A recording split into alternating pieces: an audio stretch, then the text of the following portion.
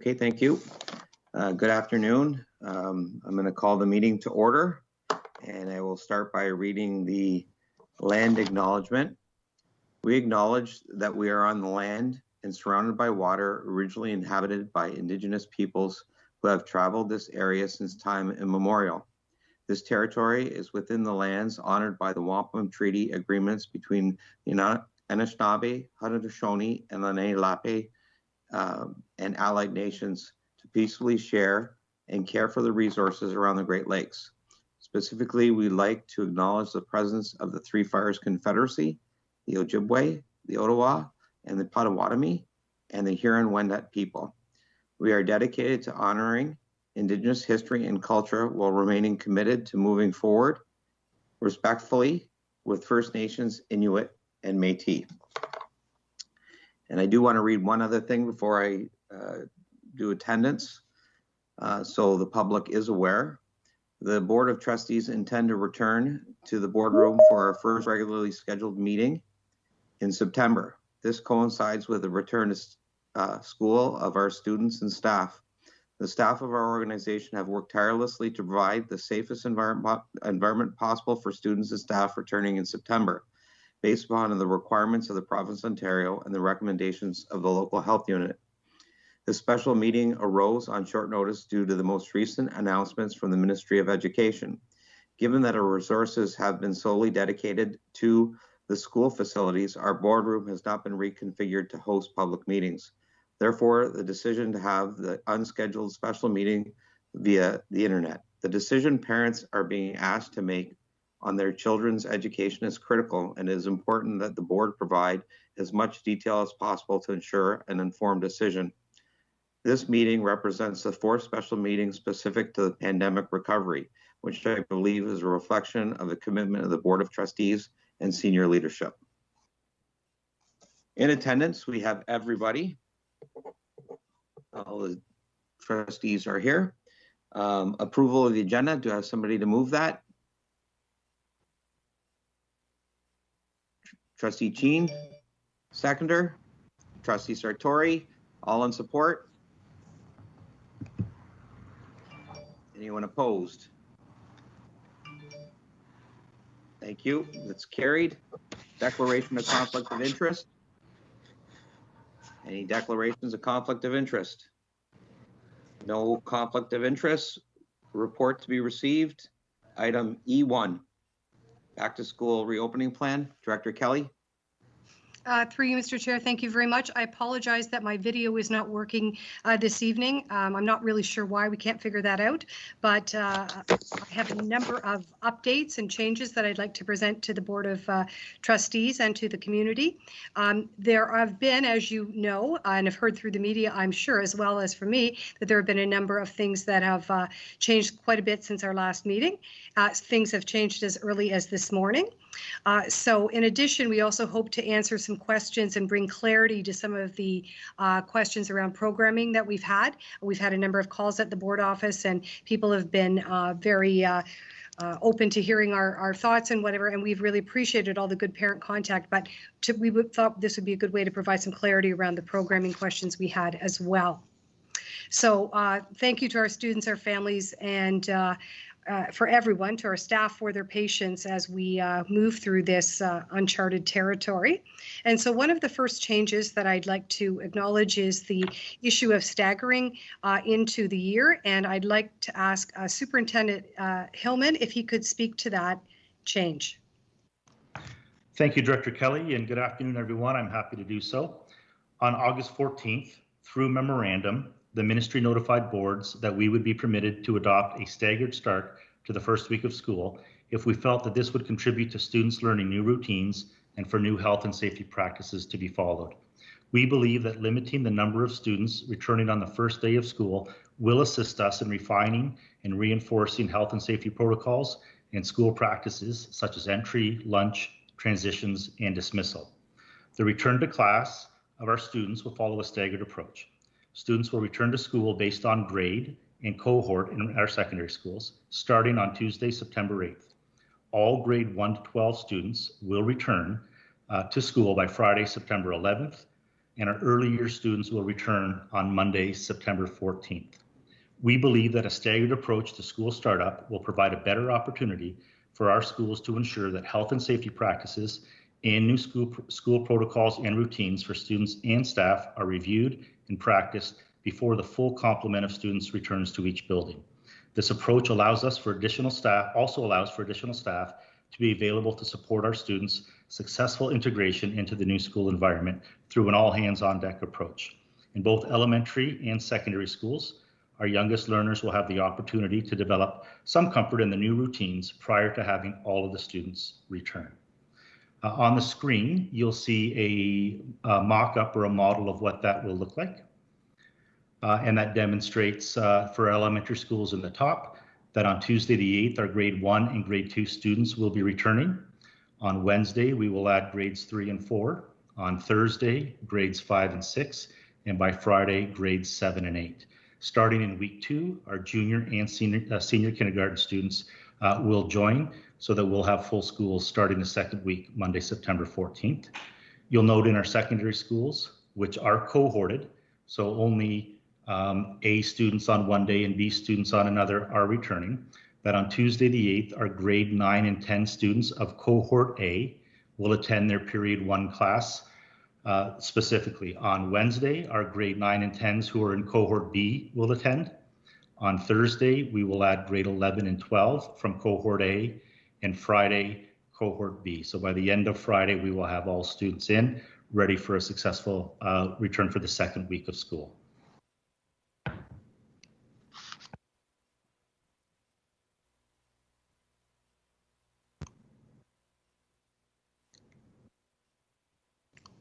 Thank you. Could we put the next slide up? Oh, I thought it was going to be the secondary timetable, but that's okay. We will talk about this. I'm going to ask Superintendent Mills to speak about our survey and the results we have to date, because we thought you would be interested to learn about where we are sitting right now. Again, our survey doesn't close for a couple of days, but this is where we're sitting right now. So Superintendent Mills. So this is the information, as you can see, from 9:30 this morning. We've had just over 2/3, or about 70% of our families respond to the survey. And as you can see, very, very consistent with the results from our communication that went out with families, our survey that went out with families earlier in June and July. So about 70% of our families returning to our conventional model in elementary, and about 80% in secondary, both at about approximately 20% for the remote or distance learning, and it's hovering around 10% for the offline packages in elementary. This does continue until the end of the week. Families will get a confirmation email at the end of the week where they can change their model of choice or continue with the choice that they've originally made, and those emails will be going out tomorrow afternoon. Thank you, Superintendent Mills. Next slide. Okay.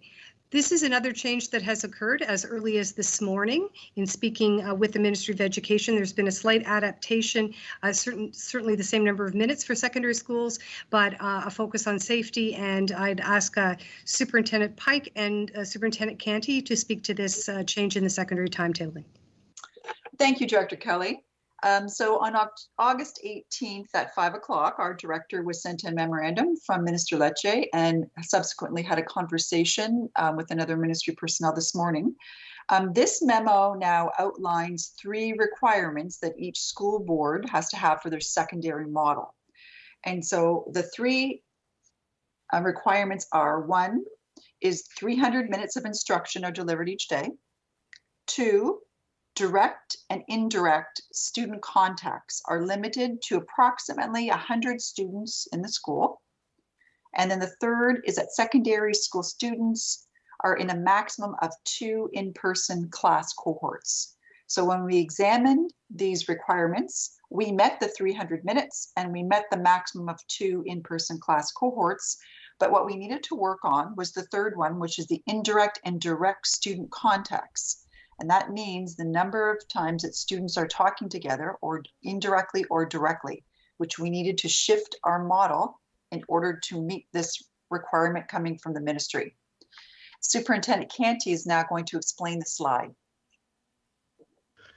Thank you, Superintendent Pike, and thank you everyone for being here tonight. We're looking at the secondary timetable, and again, as Dr. Pike mentioned, we made adjustments this morning and through the day to ensure specifically that we met the requirement of having fewer direct and indirect contacts between our students, between the cohorts that we had in our previous model. In this model, you'll see that students take one course each week. The first week, they'll take their period 1 course. Day 1, cohort A will be in the building. The next day, cohort B will be in the building, and they go back and forth flip-flopping. The second week, they go to their second period course, and the Bs begin the week, and they go through day on, day off. On the off days, they'll be provided with online learning from their teacher. Week 3, we go back to period 1. So you'll see in week 3, it begins with cohort B. That's because we concluded with cohort A on the Friday of week 1, and that's all the first period course. And finally, in week 4, you can see you go back to period 2. And because on week 2, we finished with the cohort B in the school, we're going to the cohort A in the school for the 4th week. And that will basically conclude our first quadmester, and we'll move on to period 3 and 4 at that point. Thank you. Thank you, Superintendent Canty. Those changes are made with respect to safety for students in particular, and the number of contacts as noted. Next, to go to the next slide. We did have a number of questions with respect to remote learning. A number of parents had inquired specifically what the details of the remote learning program were. We did get more information from the Ministry of Education, and if Superintendent Howitt could speak to that, please. Thank you, Madam Director. So the board, the senior team had put some considerable thought into what the remote learning program would look like, what that virtual school would look like, but we really had to wait for the details that came out through Policy Program Memorandum 164. And essentially this memorandum provides the district school boards with direction about the implementation of remote learning, and that we have identified as both cohort C and cohort D. And the way that I keep that straight in my mind is cohort C is technology is a requirement, and cohort D, technology is not necessarily required. It's more of a paper model. So in that policy program memorandum, they identified what the requirements are. So there's minimum requirements around engagement, around synchronous learning. There's a process for exemption from synchronous learning, which results in cohort D. Protocols around the delivery of the program and how they would access laptops and materials to engage, as well as a standard suite of synchronous learning platforms, and then a focus around cybersecurity, privacy, and safety. In the model for remote learning, the cohort C, and that would be the next slide, please. It identifies that minimum requirement of engagement is a 300-minute day that consists of both synchronous and asynchronous learning. This model and all models must adhere to the Ontario curriculum. There would be guided instruction that would look like large group, small group, synchronous check-ins, and asynchronous independent work. And this information has been identified in our parent guide as well as to the minimum number of minutes for synchronous learning. So it's 180 for kindergarten and so on the screen. But the students have a considerable amount of their day which is engaged in synchronous learning. Next slide, please. Also in the PPM, they identify protocols for delivery of the program. So they identify that there needs to be a clear communication process between the virtual school and families. So any concerns that parents or guardians have, they need to have a clear process for expressing those concerns. An example might be technical issues. Just like all of the models must adhere to the Ontario curriculum, they all must adhere to the Growing Success document, which would include both diagnostic, formative, and summative assessments. So I always think of that as assessments of learning before, during, and after. And that student attendance would be taken on a daily basis in an elementary school and as a per course basis for the secondary school. Next slide, please. So the cohort D virtual school is where tech is not required. So in the policy program memorandum, they talk about exemptions from synchronous learning must be made available to parents. So that's those offline packages, and boards would develop a protocol, if you will, or process of acknowledgement of receipt of those exemption forms. And that would happen between the virtual school administration and those families. And the students would also adhere to a 300-minute day. As we're fielding phone calls at the board office, one of the #1 questions that parents have asked about the cohort D is, if my child, and this is for cohort C as well, but they'll ask, if my child is at school X, they belong to school X right now, and will their homeroom teacher at that school be their homeroom teacher in the virtual school, whether it be cohort D or cohort C? And the answer to that is no. If a family selects cohort C or cohort D, their child will be assigned a cohort C or cohort D teacher. If they return to their home school at one point, they would return that way. But if they're in the virtual school, they would have either a cohort C or cohort D teacher. And that teacher would be responsible for creating the learning.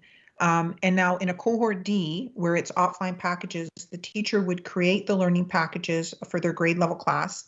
And right now we're developing a process of how we would distribute and reclaim those packages. We're thinking right now it might be a drop-off scenario where families would pick up the packages and then a drop-off so that they could then be assessed. Cohort D teachers would not only be responsible for creating those packages, but they would be conducting regular check-ins with the students and families, and they would be required to assess and evaluate the work.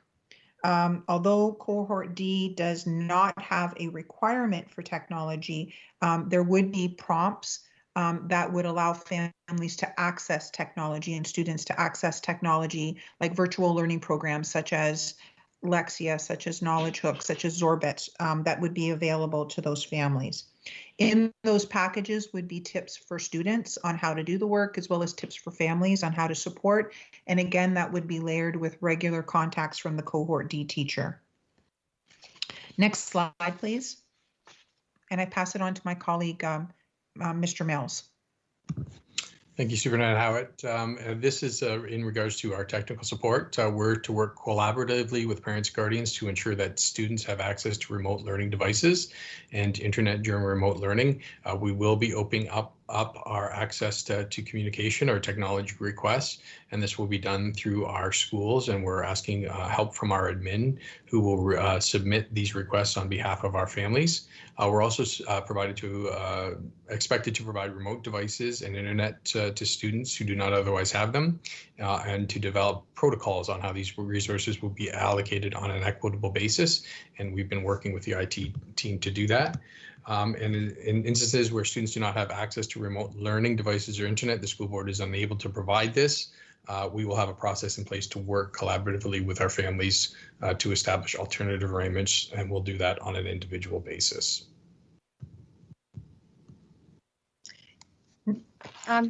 The information about the virtual learning, Superintendent Howard, I think you're going to speak to the next piece. Or is yes, that Superintendent? Next slide. Next slide, please. So we just wanted to give the Board of Trustees and our families an idea of what a sample timetable would look. So the first timetable is an example of what a kindergarten cohort C program would look like. Actually, I'm going to flip to this slide here. So in the virtual learning school, we did apply for a MIDENT number for the GECDSB virtual learning school. So we're calling it right now GVLS. We did acquire over $400,000 allocated specifically to support the virtual school. And we have established a GECDSB virtual learning school committee that once the PPM was released, they met for the first time on the weekend, and they've been working earnestly to work out some of the details now that we have greater direction from the ministry through the PPM. Next slide, please.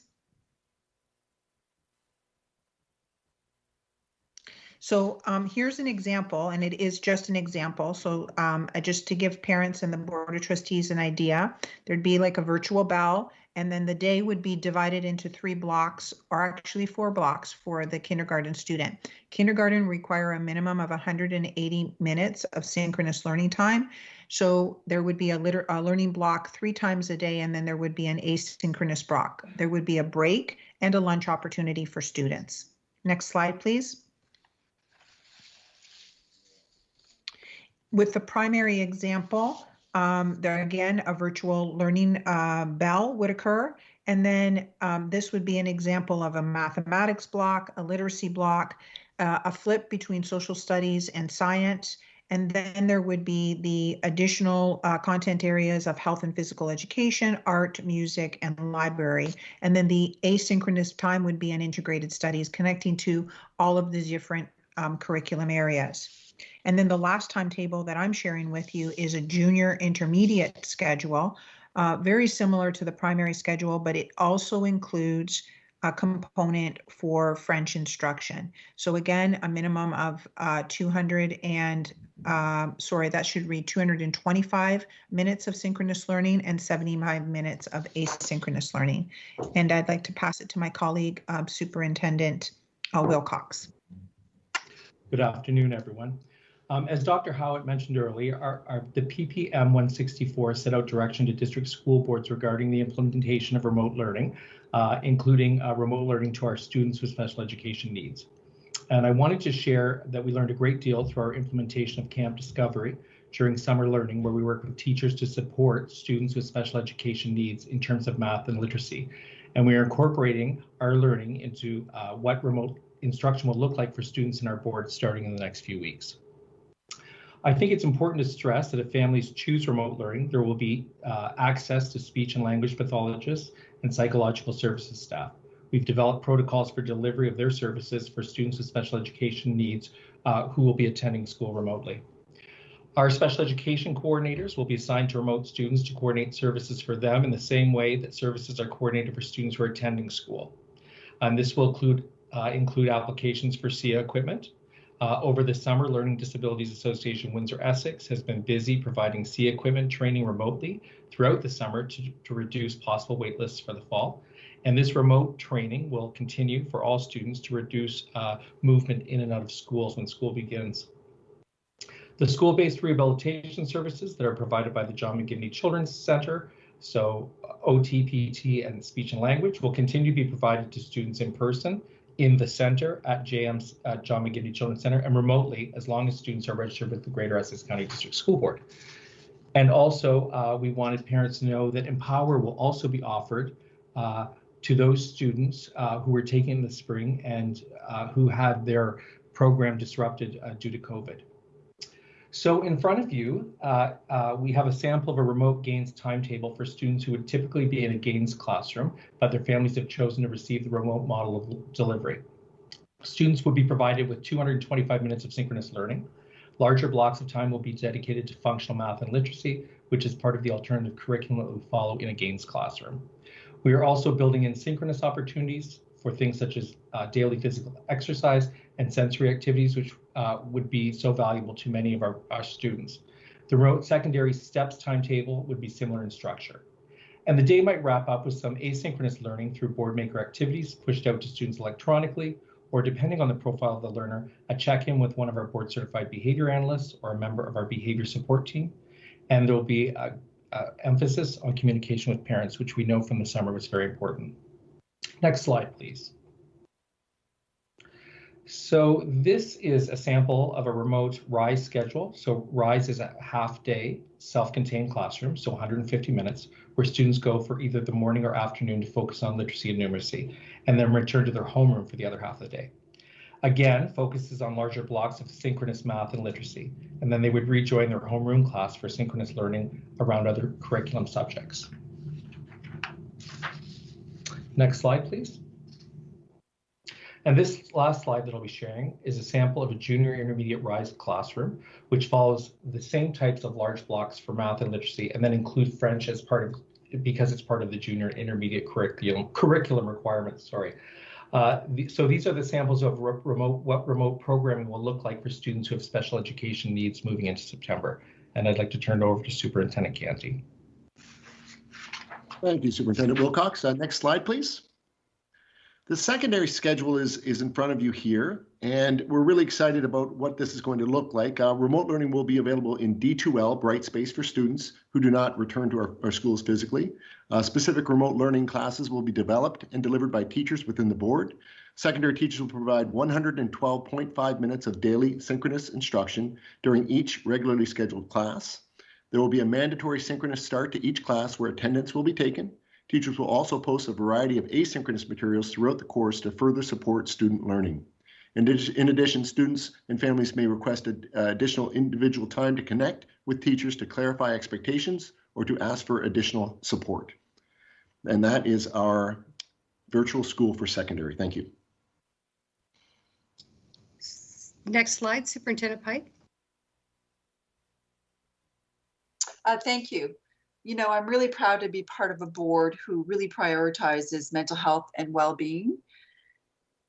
Since our last time that we reported, what's new is that School Mental Health Ontario has provided us with this great resource called the First 10 Days and Beyond, which is a daily of 10 days worth of social emotional learning.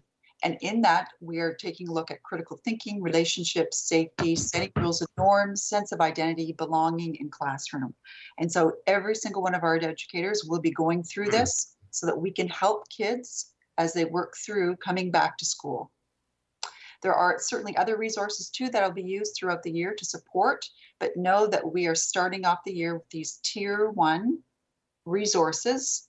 And I also would like you to know that the Trillium Learning Center as well supports the use of the Tier 1 at their sites in the Trillium Learning Center. So that's pretty encouraging. Thank you.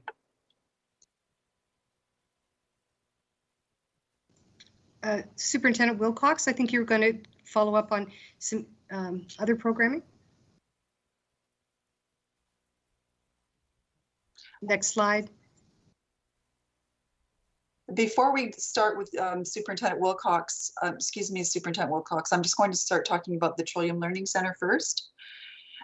We applied to and were approved by the Ministry of Education for exemptions in secondary, certainly looking at the 15-to-1 ratio in schools. And we're very pleased to say that our Trillium Learning Center at 2 of our 3 of our campuses have been approved. So they will be, our students who attend the Trillium Learning Centers will attend all day, every day.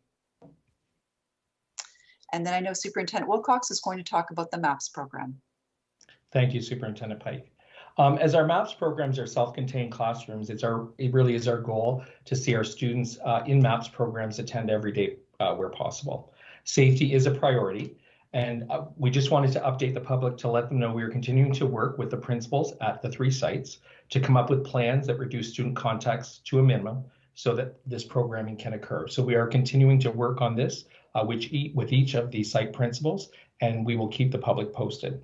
But it is our goal, hopefully, to have our MAPS students in school every day. I know that one of the things parents was concerned was the outbreak plan, and Superintendent Pike has information to share with us now. Thank you. So if we go to the next slide, please. So for the outbreak plan, we consulted with and was approved by the Windsor-Essex County Health Unit, but know that this plan may change when further direction from the Ministry of Education is received. I do understand that the Ministry of Education and the Ministry of Health table is working on this outbreak protocol, so hopefully we'll hear soon from what they would like from a provincial level. The staff members, students, and parents, guardians for their children and visitors must conduct a daily self-assessment prior to entering the school or the workplace. And we'll talk about that in the next couple of slides, but for this one here, I'll continue on. If experiencing symptoms of COVID-19, either new or worsening, then they must not attend school and they should be tested. When an ill person is waiting for the COVID results, they must self-isolate until results are communicated to them. So following the advice of the Windsor-Essex County Health Unit is essential in the recovery of COVID-19, including self-isolation. So what happens if a student or staff is exhibiting symptoms at school? So if they are, we have to follow this procedure, and it needs to be strictly followed. So the ill person is to be immediately directed to the isolation room to self-isolate. The ill person should be given a mask to wear if they're not already wearing one. And those exempt from wearing a mask will not need to wear one though. So there'll be a designated staff person with first aid training. They will be there to assist the ill person.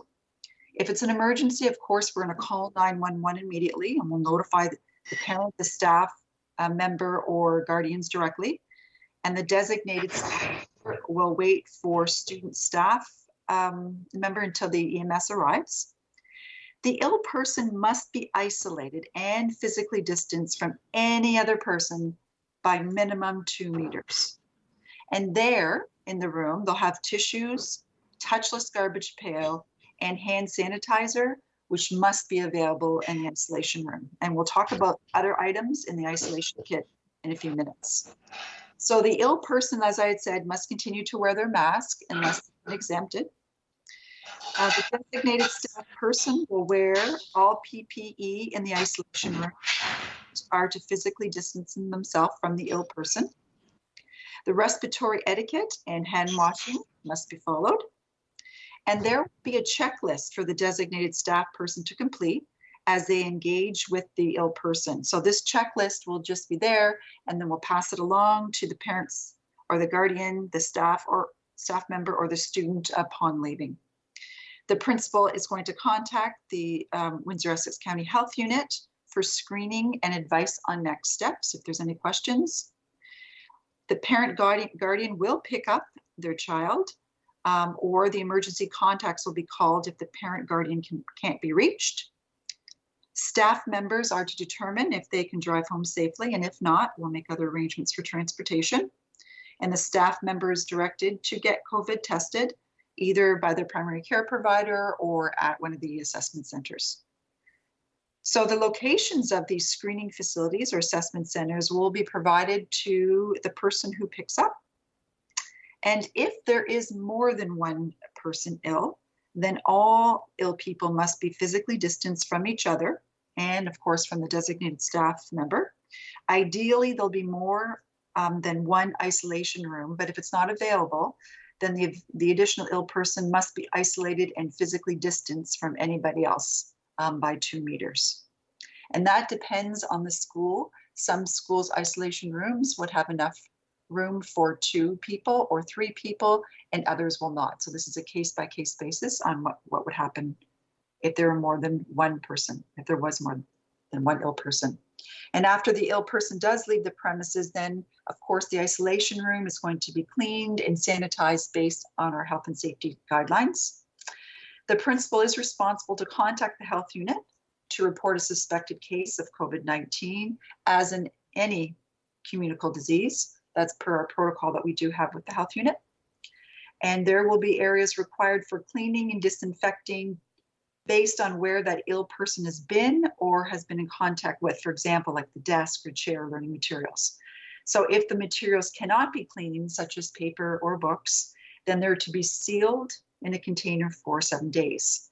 And these items are stored in a secured confidential area with the date clearly marked. So as per privacy legislation, the ill person's name is to be held confidential and not to be shared with staff, students, or the school community. And the health unit will conduct their investigation and identify close contacts for appropriate advice on isolation. So in the isolation kit, every workplace and every school will have a designated isolation kit, which is available for the designated staff member who's trained in first aid to use. And these items have been outlined in the Windsor-Essex County Health Unit Toolkit, which consists of the following stored in the plastic container. So there's items that need to be stored in there. There's 6 of them. One is instructions on how to proper use on the inside or outside the kit, alcohol-based hand rub, disposable gloves, a disposable surgical procedural mask, eye protection, a disposable gown. Now, staff are to wear the gown, the eye protection, the mask, and gloves when speaking to the student or staff member who is ill. And these items, of course, will be replenished directly to ensure the kit's always ready to go. Now, if the ill person tests negative for COVID-19, then the staff person or student can return to school once they're symptom-free for 24 hours. Medical documentation from the primary care provider or from the test assessment center will be expected in order for the ill person to return to school. Now, if the ill person tests positive, we do have a great protocol with our health unit already when it comes to communicable diseases, but they do contact the parent and guardian or staff member if they do test positive, and they will follow up with the principal with further information and direction.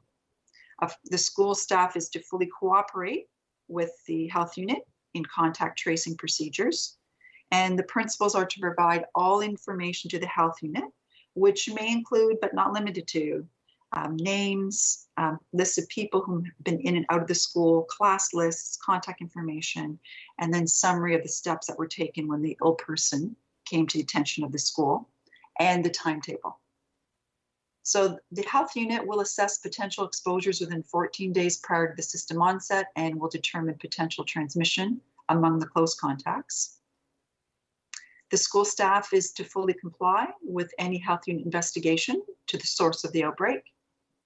They will also provide clearance for cases to return. The health unit will direct any communication that is to be sent from the school or workplace to families, because we want to make sure the privacy and confidentiality are maintained. And then new, that's just been, I think we just received the beginning of the week or the end of last week, that we will have to have a reporting structure for the Ministry of Education as well. Now, overall for absences, whether or not they're negative or positive or just waiting, that parents and guardians are to call in their child's absence and the students will be marked ill. Schoolwork will be provided to the student to complete. I mean, as much as they can, of course, during their recovery. And the teacher will be in contact with the student, which will really ease the transition back to school when they're able to come back. And staff are to report their absences through their tests, and certainly to their assigned human resources officer to monitor the situation. And then as usual, overall in absences, if principals are seeing a huge amount of absences, for example, 10% of the school's population, then they are to report that to the health unit. That's a pretty standard protocol that we have with the health unit. And the health unit will direct the principal on next steps if there's something that we have to do. So that concludes this outbreak plan. And remember that it may change when we receive further direction from the Ministry of Education. So we'll go to the next slide. So this is a sample, and this is totally based on our health unit and their guidance when it comes to a sample daily screening questionnaire. This particular one is for parents, guardians, and students. This is what they will be doing on a daily basis. It will be through our social media, as well as on our website, and as well will be reviewed with students at the beginning of class for the first couple of weeks, just to make sure that kids are understanding what this means and what that looks like.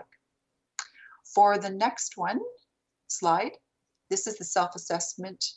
Oh, we didn't put it in, pardon me.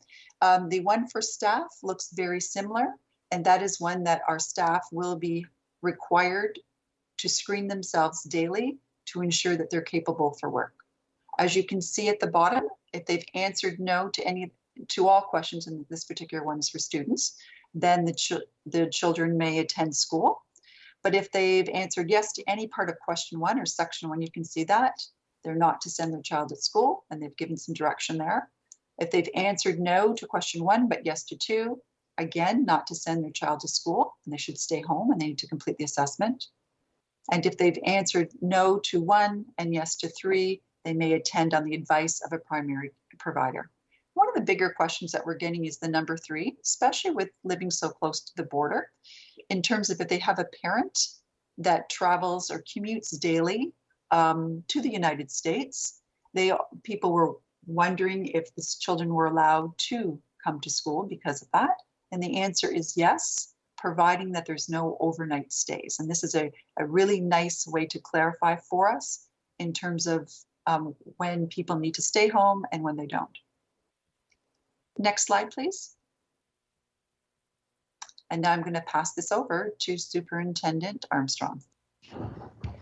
Good afternoon, everyone. I just wanted to give everyone a budget update with respect to some of the recent announcements that came out from the ministry on Friday afternoon. As you recall, the 2020-21 budget estimate submission is due to the ministry on August the 19th. Last Tuesday, our boards did pass an approved budget, which reflected an in-year deficit of 1% of our operating allocation. And that, just for everyone to recall, that was $4,248,993, of which $953,000 represented a drawdown of our capital surplus, and the remainder $3.295 million was to provide relief for unfunded COVID expenditures. And so the board did submit its EFA submission to the ministry on August the 14th. Since that time, the ministry did provide an announcement also on August the 14th of some additional financial measures. The first one was that boards may be able to access its accumulated surplus balances up to 2% of a school board's operating allocation. So for purposes of our board, the projected 2% allocation would be $8.8 million. This would actually represent 43% of the board's accumulated surplus on our balance sheet.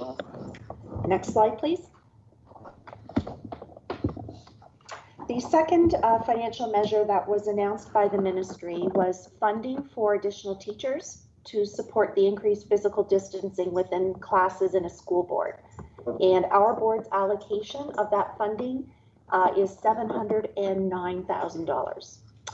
The third measure that was announced was funding to support remote learning and specifically school leadership for virtual schools. And our board's allocation of that is $413,000. And the last measure that was announced by the ministry was funding to support immediate measures for ventilation in classrooms. The system-wide funding for that is $50 million, but the board allocations have not been announced at this time. Next slide, please. So the board does continue to refine its projections with respect to COVID-19 expenses. As you have heard throughout the presentation, there are a number of families that are electing to attend on a remote basis or through take-home packages. So that obviously impacts the projections, and we need to get all the final results before we can really come up with strong numbers with respect to that.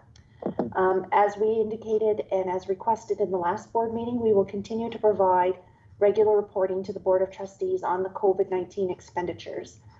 And with respect to our COVID expense projections and the new funding announcements, that will be reflected in our submission of our revised estimates to the ministry in the fall of 2020. Thank you. Thank you, Superintendent Armstrong. Now we would like to share the reopening school video. The Greater Essex County District School Board has produced a brief video for students and their families to preview the school preparations for the upcoming school year.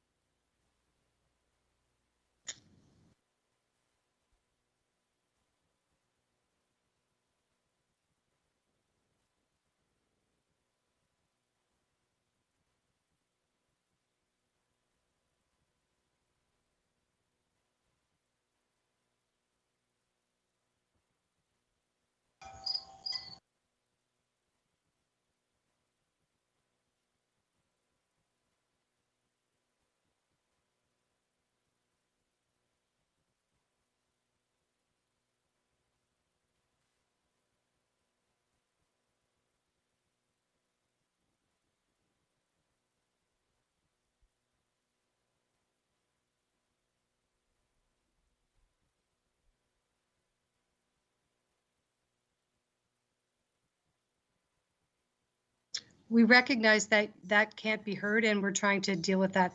Sorry.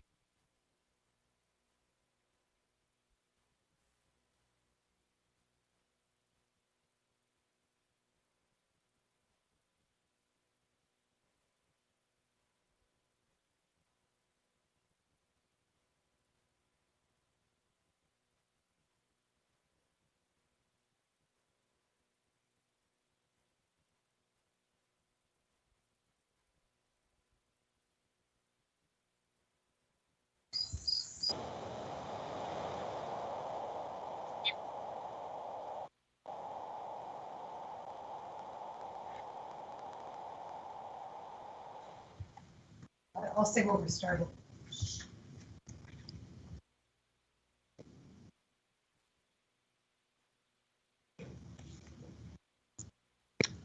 We're going to have that redone. Sorry about that.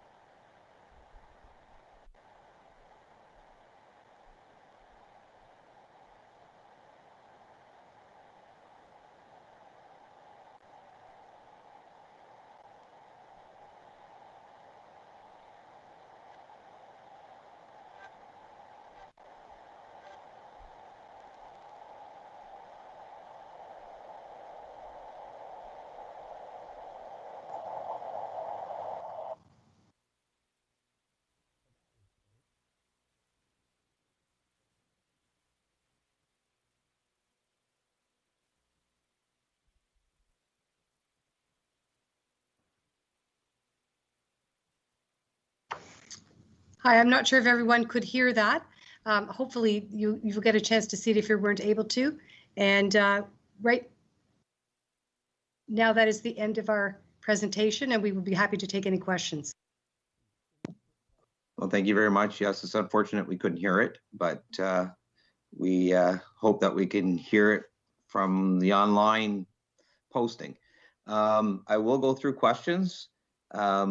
One question per person at the time as we move our way through all the trustees.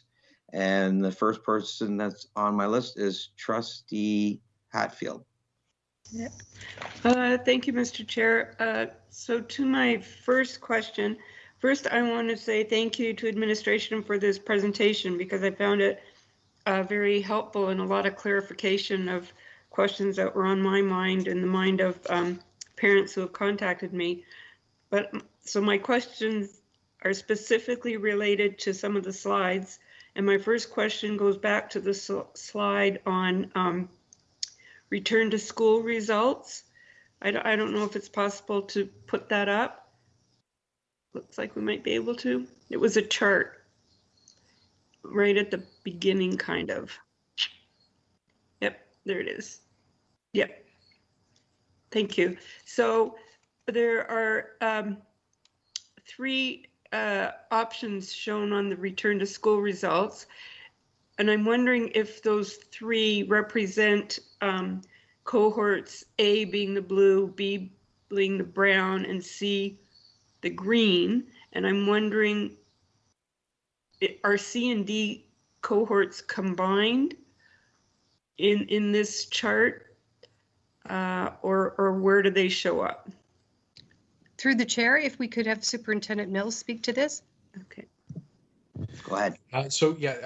Glad to speak to it. The return to school for in-person classroom learning conventional model, those would be cohorts A and B. Okay. So as you know, in the secondary model, we're an adapted model, so students will be cohorted to an A and B cohort. So that would be those two cohorts. Cohort C is participating in teacher-led at-home learning, so the remote or distant model. And then cohort D would be those participating in offline printed package learning. Oh, okay. Well, that really helps me because I was confused on that.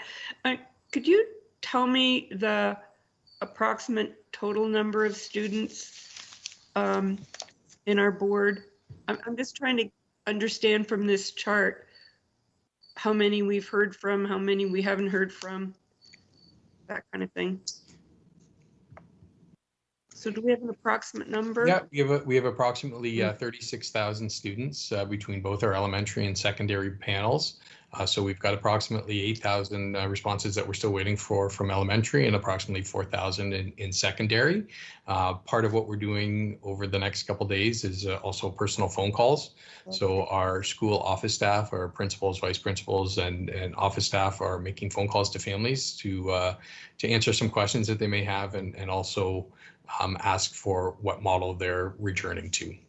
Okay, that's great. That's very helpful. And I know that there were questions out there about the cohort D wanting more information, and I think that was provided tonight in the presentation. So thank you very much for that. And I'll wait for the second round for my second question. Thank you. Trustee Halberstadt. Yes, thank you. Thank you. My question has to do with the class sizes, which I think a lot of people were anticipating that the class sizes will go down given the surpluses that we have. And I didn't see anything like that in the presentation. So I guess that's my question. Is the administration considering reducing class size by using some of the surplus money, which I think was $8.8 million? Through the chair, it's Director Kelly. Yes, that would be something we'd be looking at. We'll look at, for example, schools that have high class averages, and we would be prioritizing in those schools or schools with high needs. Maybe Superintendent Mills would like to add to that. But again, with some of the monies that we have, that would be our priority. Again, that money doesn't necessarily go that far in terms of hiring a lot of teachers, but we will certainly prioritize that as well as other things like PPE, et cetera. So I look to Superintendent Mills or Superintendent Armstrong if you would like to add any comments to that. But yes, that would be our goal to lower class size. That's correct. And certainly before school starts, we'll be looking at the organization of the schools. So our survey does close in the next couple of days, and we will be sending out that confirmation email on people's choice of which model. That will give us an accurate picture of how many students aren't returning to the schools. Certainly, as the director has mentioned, we will be looking at lowering class size while also staffing our virtual school, our virtual GEC virtual learning school. So we'll have to take that into consideration, that there'll be staff needed for those locations and also staff required for those printed packages. So just a quick supplementary. So most of the surplus money is going to go towards these goals and objectives with regard to class size. Is that fair to say? That would be a priority for us, yes. Thank you, Trustee Halberstadt. Trustee Sibkar. Thank you, Mr. Chair. I had a question along the lines of Trustee Halberstadt's as well. So I just want to be clear. We don't know how many students exactly, because you said I think roughly 70% of our students or families responded. So knowing that, do we have an idea or estimation of how big our class sizes are going to be at the elementary level? And if so, do we have that kind of planned in a budgetary sense if we were to use that additional 1% of our surplus? Through the chair, I'm not sure who wants to respond to that, Superintendent Mills and Superintendent Armstrong. Again, it would be a priority to lower class size as indicated earlier. It's a bit of a puzzle at this point to figure out exactly how many are returning and then how many teachers would be needed, but that would be our plan. So I don't know if others would like to respond to that. It's Superintendent Mills. Yes, what we're doing right now is we're tracking very closely the schools, and where we have students that are opting for remote learning, we're taking a look at those. That certainly opens up space within those schools. So when we're prioritizing where we're going to place those students, that we'll also take that into consideration. One of the things that we're doing is looking at our average class size when doing this, but also then taking a look at the results from our survey. So just to quickly clarify, we don't have confirmed numbers, and we don't know exactly how many staff we would need to be hiring to get those class sizes down at this current moment in time. Yeah, that is correct. We will have those numbers hopefully after the weekend. So, Trustee Olmsted, do you have a question on this vein? Yes, I do, through you, Mr. Chair. I just was, when Trustee Sibkar mentioned about not knowing the number of teachers, and then when you said that, or when senior staff said that certain schools might have lesser kids coming because more opting for remote learning. I've read a lot, and there's been a lot of talk on social media about classes perhaps collapsing because there's not enough students, and students being cohorted together, and in one school there might be an empty classroom. I know a lot of parents, their line of thinking was, well, if I choose remote learning, then the sizes of the classrooms will go down in the schools, because if 10 kids from my child class does remote learning, then that automatically takes the class down to 15. And there's been a lot of talk, well, if that happens, classes will still be staffed, or classes will still be at the provincial caps. So there could be classrooms of 30 and beside them an empty classroom. So could anyone clarify? I know this is a very big topic on social media, and I know there's a lot of confusion, and I just think that we really need to understand how schools are going to be reorganized, and will there be empty classrooms sitting in a school if our remote numbers do go up? Superintendent Mills, I think you could speak to that. Yes, and so one of the things that we have to do is like we have mentioned, we do have to staff both for the in-person and also for the remote. So when we do have families that are choosing that remote option, that will those class sizes and the class sizes within the school will fall in under our collective agreements. Also, we will be trying to minimize those class size, so we'll be very strategic in where we're placing those additional teachers. So that will help reduce class size. We want to try to keep our numbers low. One of the things that we're trying to do is when you say a class size of 30, we'd like to get those down as much as possible through the addition of those staff members.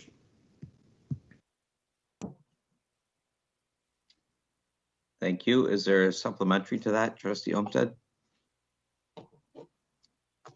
Yes, there is. So there essentially could be empty classrooms in a school building then? If they're like, if you are following provincial guidelines and capping at collective agreement numbers, then we could essentially have empty classrooms, or would you, in light of the pandemic, try to space out the students as much as possible and get it down so that we are trying to adhere to the 2 meters of social distancing? I'm just trying to envision a public school and having, half the students opting for remote learning by mid-year and then having half the school empty. Would you then space out the students in the classrooms accordingly, or would those classrooms remain empty? Like, this is just a question I'm being asked repeatedly from parents, so I'm trying to organize it in my head and as well for them. It's very hard to speculate, not knowing the final numbers within the schools. Again, we're going to do our best to keep our class sizes low. We don't know that. We do have to staff based on the numbers that we have, both in the remote class and in the in-person class.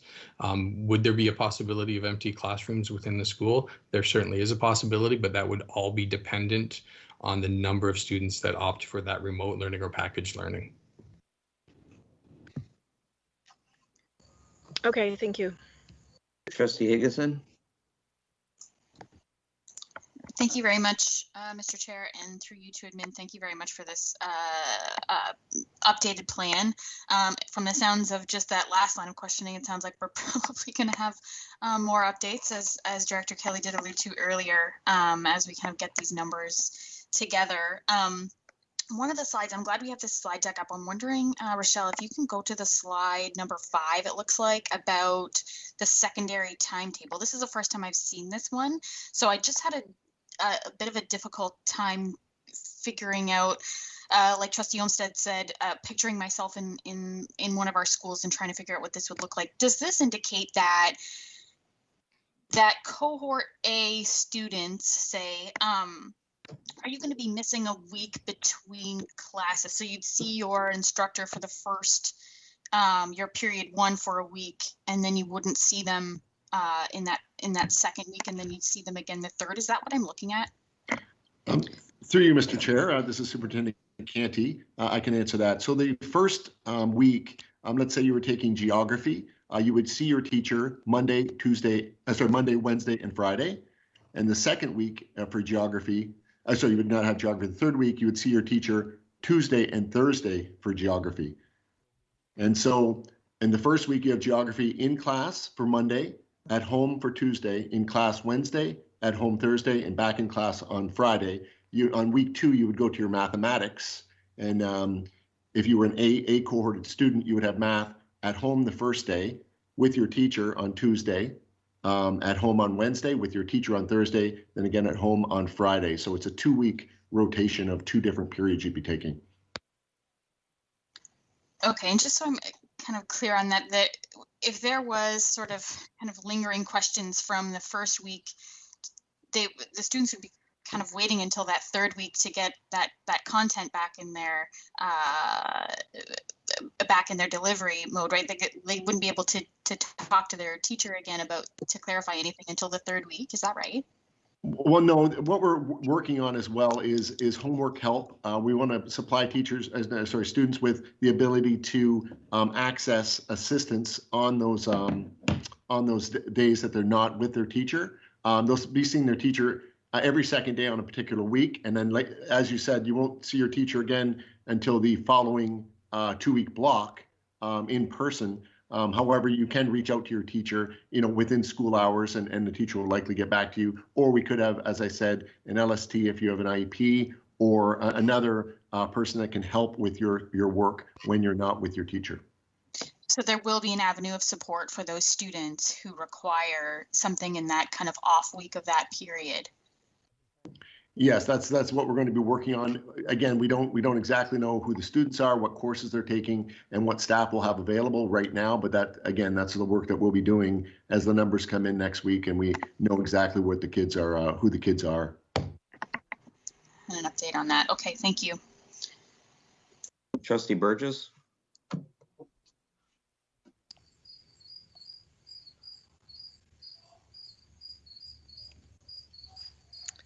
Thank you, Mr. Chair.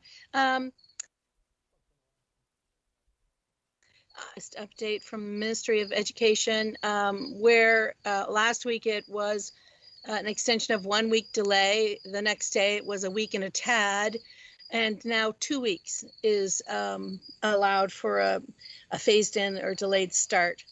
Our area, Greater Essex County District School Board District, has been behind, Ontario and the rest of Canada in some ways. We are still considered somewhat of a hot spot. Why would we not take the full 2 weeks that the Ministry of Education has extended as a possibility to phase in a little more slowly, even as the sick kids stuff, and what the ministry has said is that you could do this school by school or for the whole district? Why would we not take 2 weeks? Thank you. Thank you, Trustee Burgess, through the chair. We actually do have a 2-week staggered entry in some ways for our elementary students, because our kindergarten students do come in the following week. I'd ask Superintendent Hillman to speak further to this and how it would affect the secondary timetable as well. Thank you, Director Kelly. Through you, Mr. Chair, the memo does not allow for a delay of school, so not sending kids to school. It allows for a staggering of the start of school to allow us to not have all of the kids arriving at once and then coming to understand there's a challenge in our entry plan. So from that perspective, school year calendars state this is that September 8th is the start of school. That's the start of school. So that we have a balance of once school has started for children, balancing bringing them in enough time to observe the practices that and protocols we have in place with the parents' need and children's desire for them to start school. So in a secondary model, there's particular challenges with a shortened quadmester in a cohort where I'm only seeing my teacher the loss of one of those full days in secondary represents, a significant amount of the instructional time within that. So from an elementary perspective, we think that moving that in by grade 8 by the end allows students access to school. If we have a number of our students in, I think it's challenging to say that it's not safe for the others to come in, right? So we're gonna build that in a way that allows them to come in. The staggered start, I believe, is beneficial to all. It does allow us a chance to see what school looks like with 100 students instead of 500. But the notion of not starting school on the 8th for students is not an option. And then we would not want to have an inequity, where some of our students, have access to schooling for 9 days or 8 days before others do. Supplemental, please. Yes. The logistics of September are always kind of, it goes by so quickly anyway, and it's always a little bit of chaos anyway. But what if, because this reminds me a lot of course, the intensity of summer school, or something that's, you really don't want to miss a day. You don't want to miss 2 days. You don't want to be sick for the week that they're taking this particular huge strand in math, because that would be a difficult thing to recapture in a tutorial kind of remedial sense. It's hard logistically.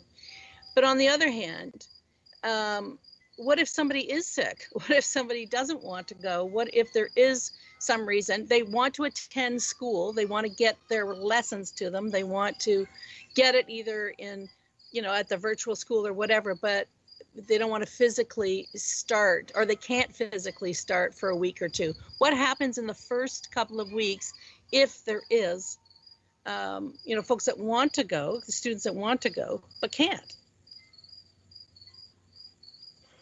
How do they catch up? Superintendent Hillman, you could probably answer that, but I think that we would do what we would normally do with students. We would make some contact and see what we could do to support them. But Superintendent Hillman, you may have something to add to that.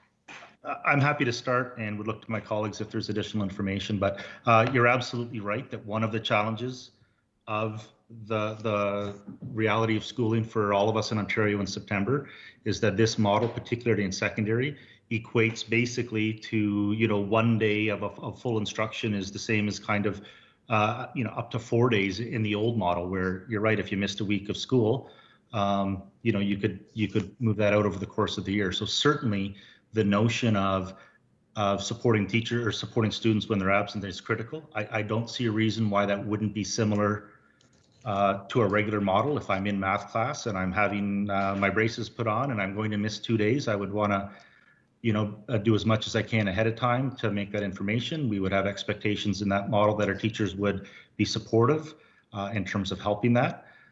So in a reality of someone's gone sick during the school year, our regular practices would apply, with the caveat that you're right, that a day or two missed in this model is a little it's like missing a day of summer school, in the sense that more content was covered. So that's a particular challenge.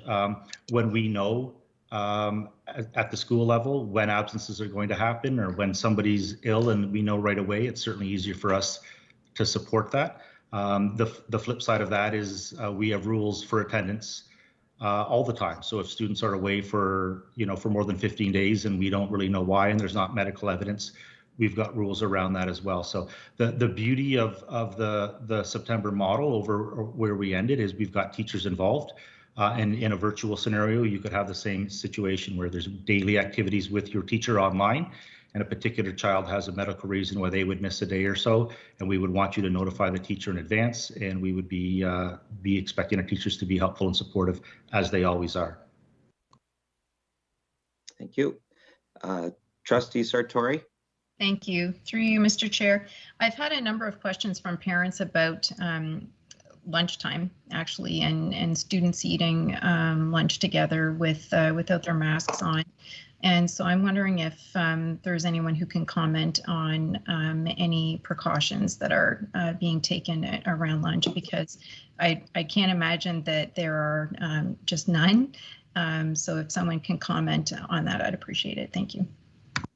If Superintendent Pike or Superintendent Armstrong could comment on that. In their secondary model, I can add that lunch students will be staying for a nutritional break within their classroom, so there wouldn't be there wouldn't be a lot of movement in a regular lunch period. But maybe Superintendent Pike could speak to the rest.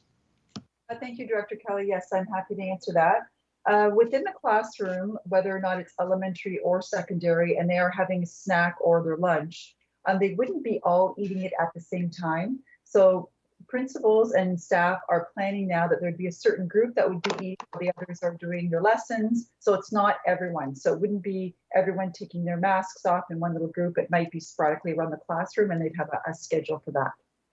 When it comes to nutrition snacks for secondary, it will be within the class, of course, and again, there'll be rules and procedures as they want to eat and drink as they go through the morning.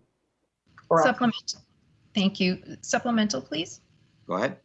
And so when you say that lunch will be staggered, so they would still be within that same classroom. It's just that students, I guess, would they be cohorted, that the same students would have their masks off together to have their lunch within the same classroom every day? I'm just trying to envision what that looks like. And does that happen when a lesson is going on? If you can just sort of paint that picture of what that actually looks like.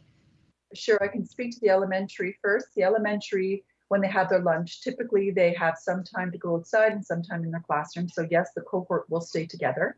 when we talk about who is going to eat and what time, it would be typically a group of students, and it would be the organization of the class. I would surmise that yes, it would be the same cohort within the cohort that's having lunch at the same time, just not sitting together in one area. Maybe they're sporadic throughout the classroom, and so that we're not having everyone take off their masks at the same time.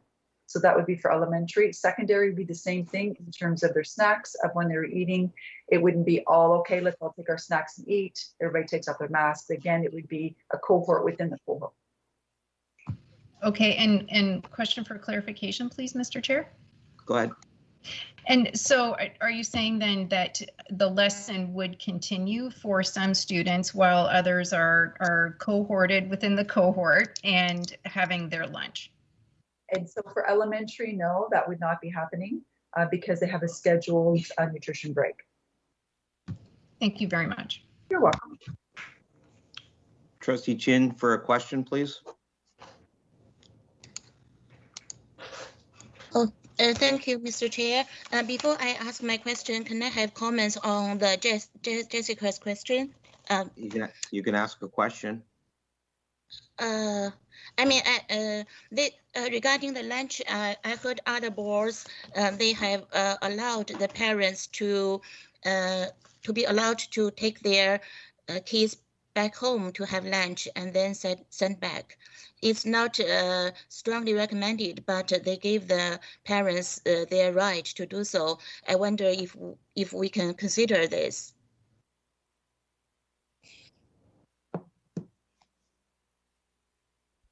Through the chairs, Mr. Leclerc, I'd like to answer, just saying, yes, we will take that under advisement. Thank you. Can I, supplementary? Can the superintendent clarify that they said they will consider this, right? I believe that's what she said, yes. Yeah, and I think, can I go ahead with my first question? This is just after the... Well, I think that was a question. I will put you on the list for the next round if you like. I don't like, can I, because that's important, the question. Yeah. I realize that, but I'm making sure that everybody's asking a single question. Trustee Olmsted actually had a question, but then she's had another question on a matter, and I'm just trying to keep the meeting moving with single questions. So next up is Student Trustee Sobek. Thank you, Mr. Chair, and thank you, administration, for the informative presentation. So the transition between grade 8 and 9 is a hard one, and now with new learning models and COVID-19, one can expect that it's going to be an even greater challenge. Usually we have grade 9 orientations to help students get acclimated to their new learning environment, but I've seen no information or evidence that grade 9 orientations will be happening virtually or in person. With staggered starts, grade 9s with older siblings at the same school will no longer have that support either. My question is, how as a board are we ensuring that there are supports for grade 9 students in their schools, and how will they be acclimated to their new learning environment in this difficult time? Thank you. Through you, Mr. Chair, this is Superintendent Canty, and thank you for the question.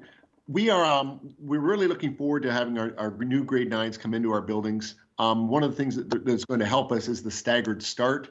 Those first couple of days, we're lucky that we just have our 9s and 10s in the building. And so we're going to be able to have our teaching staff and especially our senior teaching staff that won't have students those first few days to help with the integration of our new students. I know that there's going to be some virtual things going on for our grade 9 students coming in. And I know that the staff are really excited to have them come in, and it'll only be small cohorts to start, of course, with the split between the A and B cohort. But we're really looking forward to our new learners coming in, and we're going to do everything in our power to make it an exciting start for them. So as a supplementary, there won't be orientations then? Right now, I know that schools are planning virtual orientations, and the teachers are going to be creating a walk around of the school with their students to show them where where the library is, if they have to go there to meet with the LST teacher, where the other parts of the school in terms of tech, where the music room is if they're going there. So they are going to be orientated to the school. However, as you know, we can't mix cohorts. So the things that student council used to love to do in terms of orientating the younger kids, we can't mix the cohorts. And so we're going to have to be creative. And I know that the school staffs are working on that now. Thank you very much. Trustee Cook. Thank you, Mr. Chair. Excuse me. First of all, I just want to say thank you because I've contacted Director Kelly a few times during the week and a couple other senior staff. So response time was amazing. So thank you very much. My question has to do with the masks for K-3. Just wanted some clarification. I've done some of my own reading about it. I've also talked to a few people, not in Windsor, but outside of, and the response is it's almost 50-50, depending on who you talk to. Yes, K-3 should have it. No, they shouldn't have it. And if they're social distancing 2 meters, then of course they don't need masks. But because we're not social distancing 2 meters, and kindergarten is play-based, I'm just wondering, has the doctor changed his mind at all on that? Or is there any more information that he might or someone else might have just to share with us? Thank you.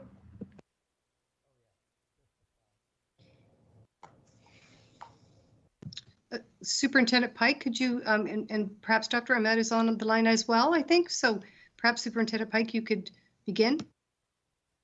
Thank you. We're very pleased that Dr. Ahmed could make this meeting as well, and I'll turn it over to him about the flexible masks. Thank you. So hi, thank you for the question. No, our recommendation is continues to be the same as far as when the physical distancing is concerned, and for the mask. We recognize that not every little child can wear the mask. If they can, then they should. That's why their recommendation is there. Making it mandatory is, of course, brings in more challenges, especially with the young kids. And we would strongly recommend that anyone who can wear the mask, they should.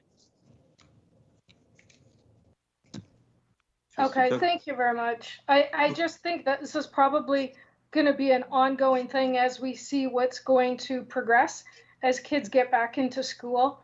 And it could change down the road. Is that correct? And that is correct. We continue to look at all the evidence, all the information, and the feasibility of all the recommendations that we make. And if there's any opportunity for us to make any changes, we will. Thank you. Okay, to conclude the first round, Student Trustee Unger, welcome. Thank you so much. Okay, so my question is just concerning learning, especially for secondary students going back to school. Many students did not adequately learn all aspects of their course material during online learning from March to June. Obviously, it was a very stressful time and there was a lot going on, so we can't blame this on anyone. But a lot of things didn't get absorbed properly as they should.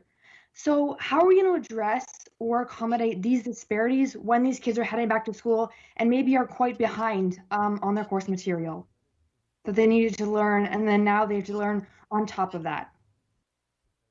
Through you, Mr. Chair. Thank you for the question.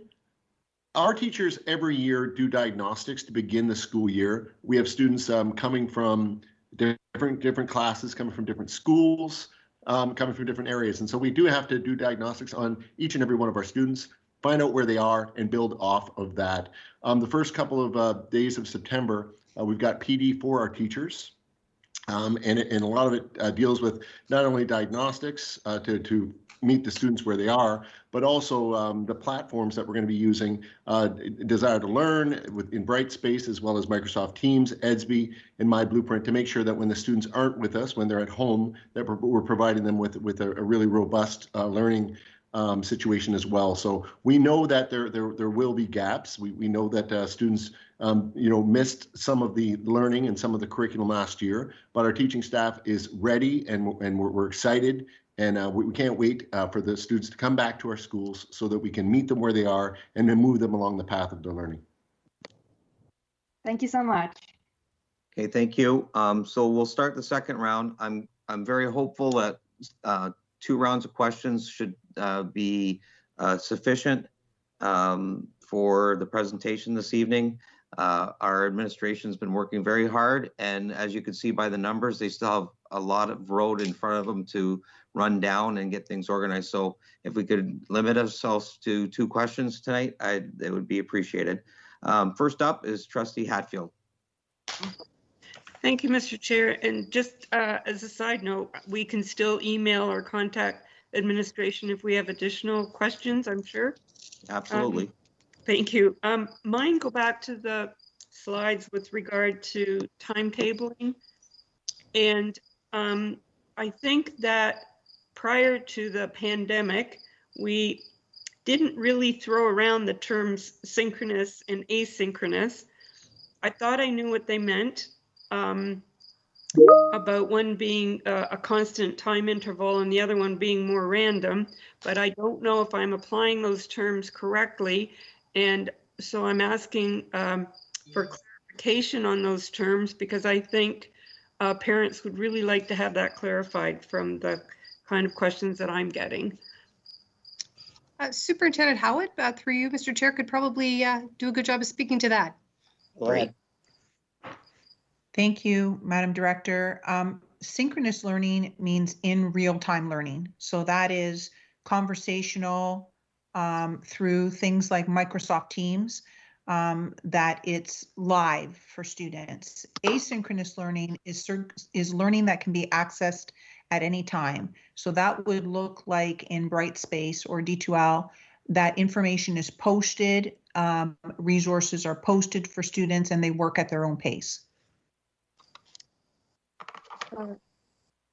Thanks for that clarification. I wonder if we have that written out anywhere in any of our back to school plans for parents to understand that. If I may, I know we had it written out in previous documents during the initial pandemic, but thank you for that question. I'm going to circle back and make sure that that's clear in our documents. Thank you. Yeah, thank you for that. And I have a supplementary, if I may. Go ahead. It's still on the topic of the scheduling, the daily schedule for students. So with regard to the secondary, am I understanding correctly that the students would rotate from one class to the next? Through you, Mr. Chair. No, they would not rotate through any classes. That would be cohort mixing, and we want to keep the students in one period all day long. So for instance, in the chart you can see on the Monday, the period 1 cohort students would be in one class only for 300 minutes. Oh, okay. So there's no, sorry, I don't know how I missed that. So there's no moving around. No, and that's in this new model, the reason why we developed this was because we couldn't have the cohorts mixing. And when we had students going from period 1, if there were only 15 of them, they may go into a second period class that they would have in the former model, and it would have students that were from a different cohort, and we had to eliminate that mixing. And so that's why we're down to 1 period per day for the entire week. Great, because I did have questions from parents about that, about students going from one class to the next and cleaning in between classes. So thanks so much for explaining that clearly. No problem, Trustee Hatfield. And the beauty is that it has eliminated that mixing, and there will be, students will not be intermingling during the school day. Yeah, perfect. Thank you so much. Thank you. Trustee Sipkar. Thank you, Mr. Chair. And I realized my first set of questions, I didn't thank administration for this presentation and this update. So it is much appreciated as we're getting inundated with questions from the community. I wanted to go back quickly to the additional 1% reserves question. I'm making a note of other boards that are contemplating this move or have made decisions to do the full 2% as opposed to just the 1% that we've approved. And in our previous meeting, you noted in this meeting that it would bring us to 43%, using 43% of our reserves. I'm just curious, do we have those reserves earmarked for anything in the future in terms of building projects or anything like that? Or is that just money essentially for a rainy day fund? Through the chair, this is Superintendent Armstrong. The surplus is important for a number of areas. You know, I've heard the reference to rainy day funds, but there could be, you know, instances where there may be a pay equity settlement. There could be litigation. Our employee future benefits are based on assumptions. If the discount rate changes or something like that, it could have an impact on those expenses. There were other budget assumptions or risks that we highlighted last week. For example, the legislation with respect to defibrillators that has the potential to be a cost of $136,000 to the board if the legislation passes on that. We also mentioned about the global adjustment in utilities. Again, that could range anywhere from $240,000 to $700,000. You're correct, there could be unplanned capital expenditures. You don't know sometimes if something significant happens to a building. WSIB again was another risk that we noted where those claims could be higher, and we fund those by the board. Supply costs again was something that we had highlighted as well. So the purpose for having the reserve is to try and account for some of those potential costs that could be there. Again, because the budget is based on a set of assumptions and based on facts that we know at a particular point in time. Okay, so as a supplemental, and I think I would like to make a motion out of this as well. Do we have any concerns at this point about using an additional 1%, specifically if it was geared to reducing class size? This is Superintendent Armstrong. I think a couple things we need to keep in mind. There are COVID costs over and above just class sizes. Some of the items that we had highlighted last week included PPE for both staff, but providing masks for students, additional cleaning costs, technology or transportation related costs. So we need to be cognizant of that. There has been some funding announced by the ministry that is targeted in terms of how we can use that funding, but certainly not enough to cover all those costs. And the other thing I just want to point out is the ministry did announce the 2% on Friday, but it's not enacted, it's not legislated. They still need to change the Education Act with respect to that. So certainly that, with respect to your motion, we would not, I don't think at this time we would not go back and revise the original budget. We could revise it at revised estimates, but again, this is announced changes, it's not enacted, and it's not in the Education Act at this time. So, Mr. Chair, I would like to make a motion to use that additional 1%, but if I'm hearing Superintendent Armstrong correctly, that it would take a while for that to come into effect, and that wouldn't necessarily be until revised estimates or until the Education Act changes?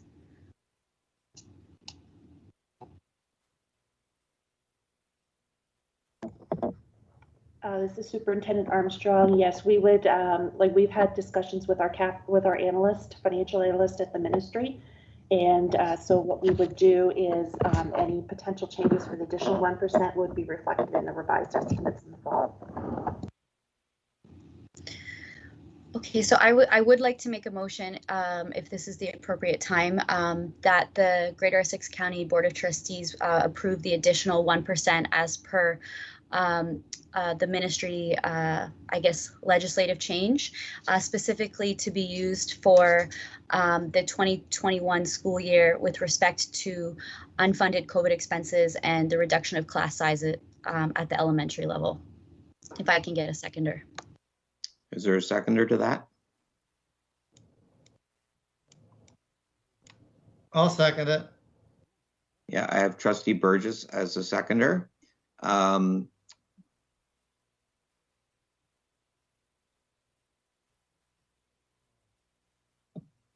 Trustee Sipkar, would you like to speak to that?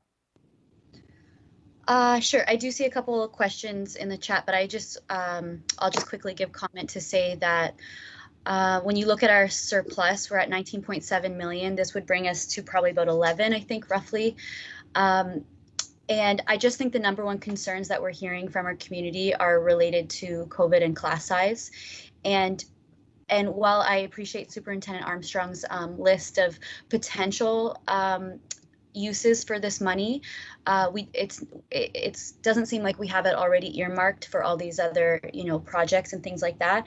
And I still think that would give us a buffer for some of those concerns. And in addition to that, I know that Director Kelly has worked really hard to build that surplus, and I know that that took a lot of work and a lot of effort. And I'm confident in her leadership that over the next however many years that we could rebuild that to a good size again. So I think that this is just such a pressing concern and issue in our community.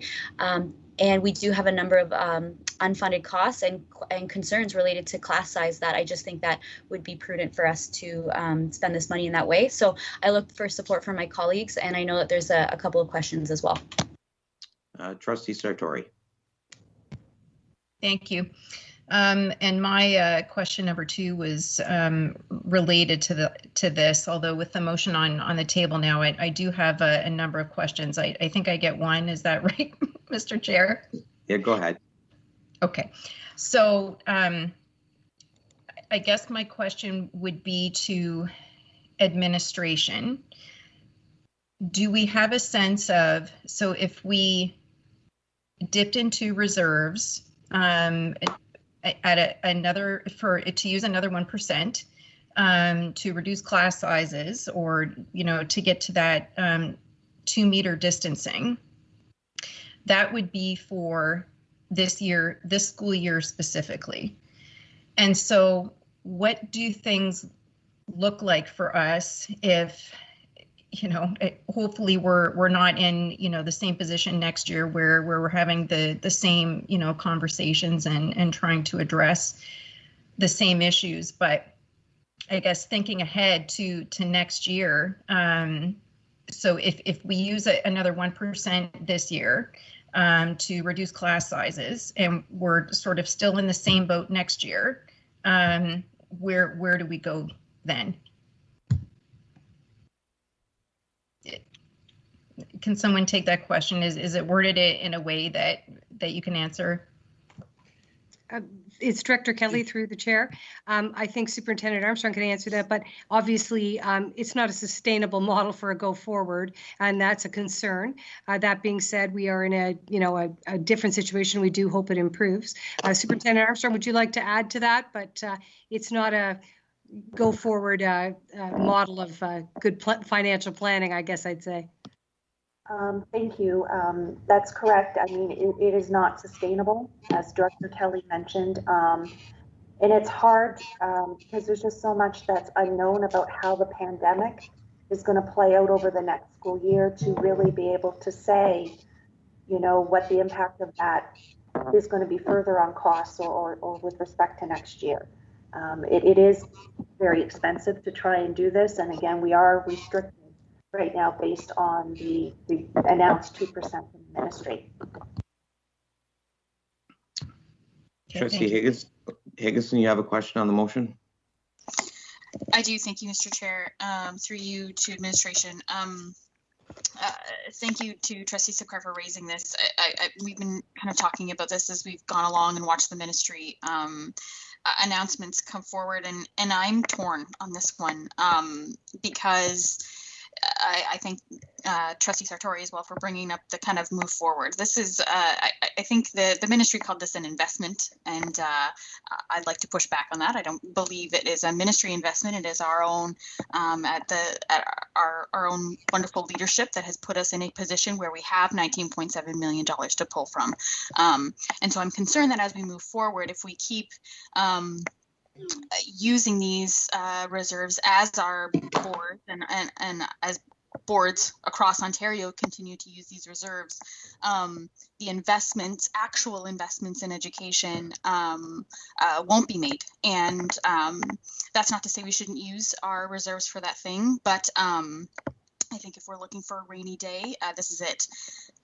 But I am concerned moving forward that we're going to be draining what we've built, and there won't be anything to kind of support the things that we've built it for, in addition to our COVID expenses. So with that being said, my question, I guess, is, I heard from Superintendent Armstrong about being able to use this 1% later when they revise the Education Act and in our revised estimates. Is there a time beyond, say, the first revised estimate that we give that we would be able to, within our legal limits, access this 1% should we need to throughout the year? If our unfunded COVID expenses that we already know exist, regardless of social distancing and class sizes, are we able to, if we've gone through our first 1% that we've already approved, are we then able to access this later, past the first revised estimate? Thank you for the question, Superintendent Armstrong. I'm going to assume that, yes, we're going to be able to access in total up to 2% of our operating allocation, because the ministry has come forward and they have advised school boards that they can do so. I think the only issue that we're saying is it doesn't make sense necessarily to go back and revise the budget submission that we just did, based on the conversation that I had with our ministry financial analyst. Again, like I've indicated, the Education Act hasn't caught up with the announcement, the changes in the Education Act.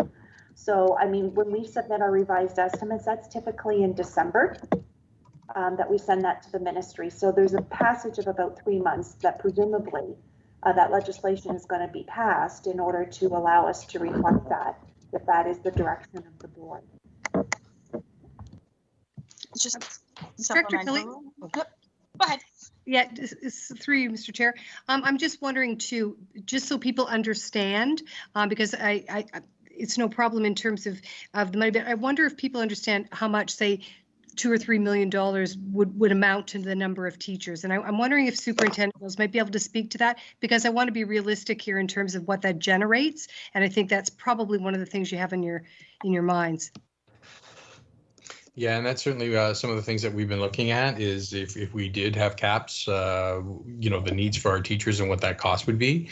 So when we look at something like $3 million, we're looking at approximately 30 teachers, which is about one teacher for every other school in our system, just to give you an idea of what that money would provide for us.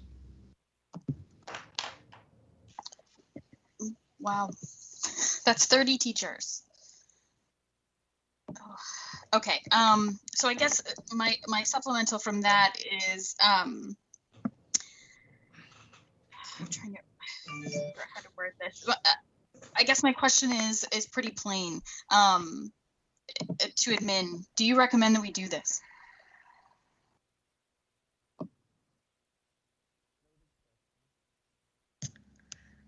I'm sure everyone will leave that question to me.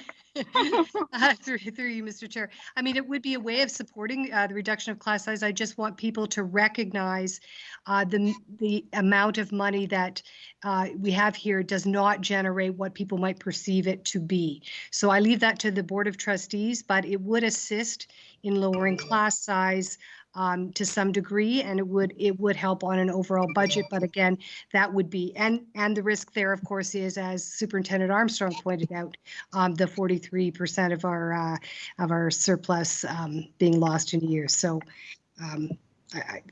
there's positives and negatives, of course, but I leave that to the thinking of the Board of Trustees. Okay, I have Trustee Hatfield up next. Yeah. Thank you. So I know that many boards don't even have a surplus to draw from.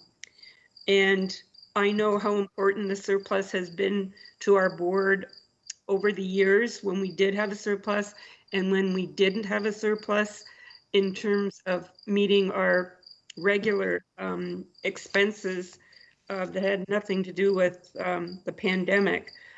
So I would be very nervous about taking an additional 1% because it's not sustainable. And I think that must be an important consideration for the trustees. And I also think that the ministry should be carrying the financial burden of investing in the safety of our children.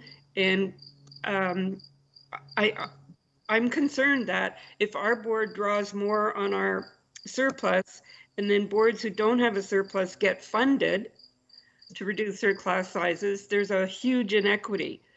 And I could see that happening. So I think at this point in time, I would not support taking the increased funding. I think that there's opportunity to revisit that as we get into the school year and we understand what we're dealing with better.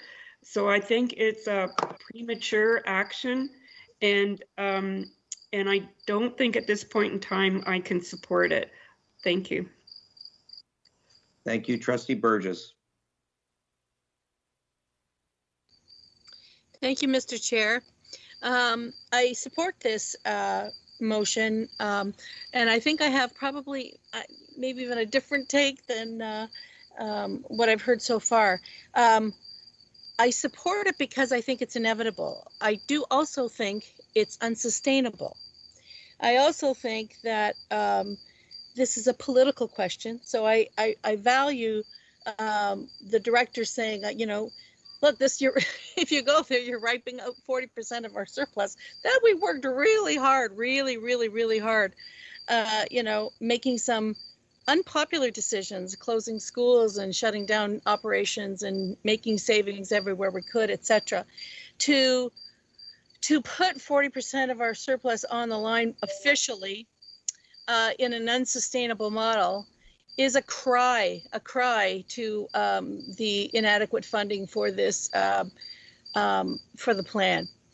And I totally agree with that part of the last speaker, where I think it's the ministries. I think it's a very strong signal saying that the ministry has said to those boards who don't have reserves that here we'll give you something. They're kind of anteing up a little bit just because you couldn't make a, you know, put any reserves together before. The whole thing is just unsustainable if you think about it. So I think it's a political decision, and I think it's sad that we have made procurement and overtures and all of the rest to get PPE for, I think, the next 3 months in some cases, 2-3 months, etc. Which means, of course, if things are, you know, if we have to go into our outbreak plan, if we have to, you know, order more for next year, etc., this is going to be a really tough year, and it is an unsustainable budget. So I think there's political advocacy here that this idea that the extra money is going for PPE and staff, you know, masks and extra cleaning and technology and all the rest, that's business as usual now. So the ministry should fund those adequately because that's our business as usual now. This is the ministry plan. So to affect the ministry plan, they should fund it. So I do support this though, because it's inevitable that we're going to go into reserves. It's collective taxpayers' money. It all comes out of the same pot. It's an unsustainable move, but I actually do support it because I think that along with that goes that, again, strongly worded letter, the interactions that our superintendent of business and business department has with the Ministry of Federal, saying, you know, trustees are going there, we're using this thing, but we really don't like this because we can see it's unsustainable. So I think we have to lower class sizes. I still agree with the sick kids plan. I don't think we should have anything less than 2 meters distancing anywhere. The other thing I don't see as far as dipping into reserves and or what we're going to be using it for, I don't see any mention of community use of other facilities. I don't see, you know, any other, I guess, supervision of folks like using outside spaces, that kind of stuff. So I don't know what's going to come. I do support this because I think we're going to need it. I think it's inevitable. Thank you. Trustee Halberstadt?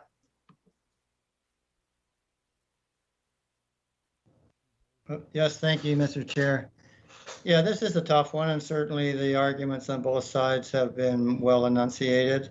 But I do favor this motion, and with that, I would say that I appreciate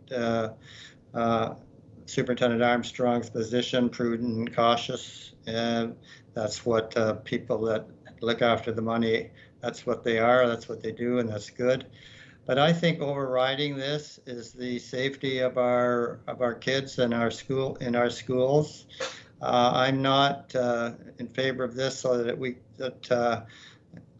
score political points either one way or another, or to hire a bunch more teachers. I think the bottom line, job one, is to keep our kids safe in the schools, and I think the class sizes need to come down. And this will help them do it, and if that happens, we have a clear year of school, and beat down the pandemic somewhat. Again, that's a risk, but we're in a risky world right now, so you have to make a judgment, and that's what I'm doing in this case by supporting Trustee Sipkar's motion. Thank you. Trustee Cook? Thank you, Mr. Chair. I just wanted to, I agree with Trustee Hatfield. I won't be supporting this. I think that we're expecting a lot more from this 1% than what you're going to get. It sounds good, but realistically, it's not a cure. It's not going to do as big of things as you're thinking it will do. Director Kelly somewhat said that, and therefore I won't be supporting this. Trustee Olmsted?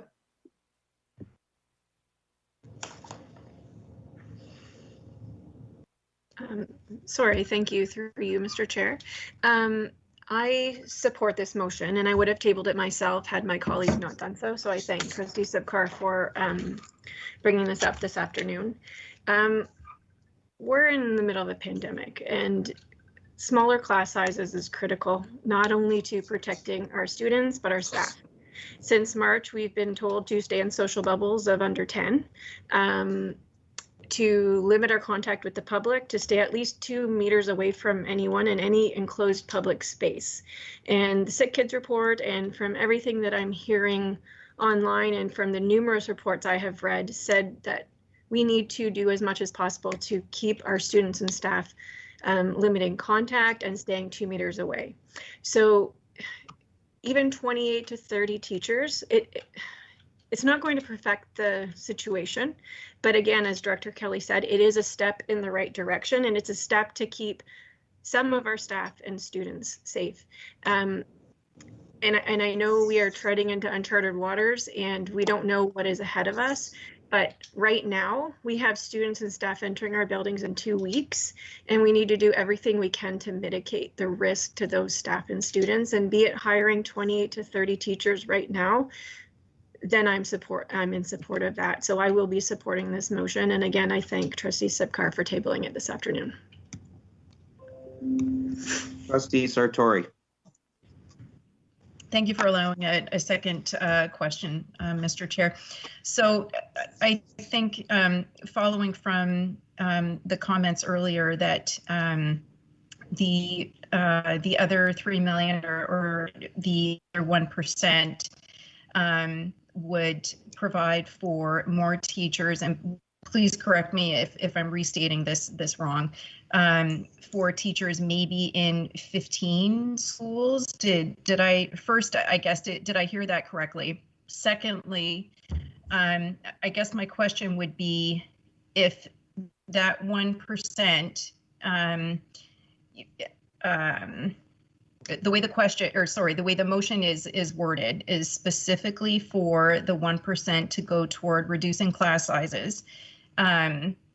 in elementary schools. My understanding that basically the way to do that is by, or what would be needed in order to be able to do that would be to be able to hire more teachers as well. Obviously, we would need space and so forth. But I guess I would ask, how would administration choose which of those schools to reduce class sizes in?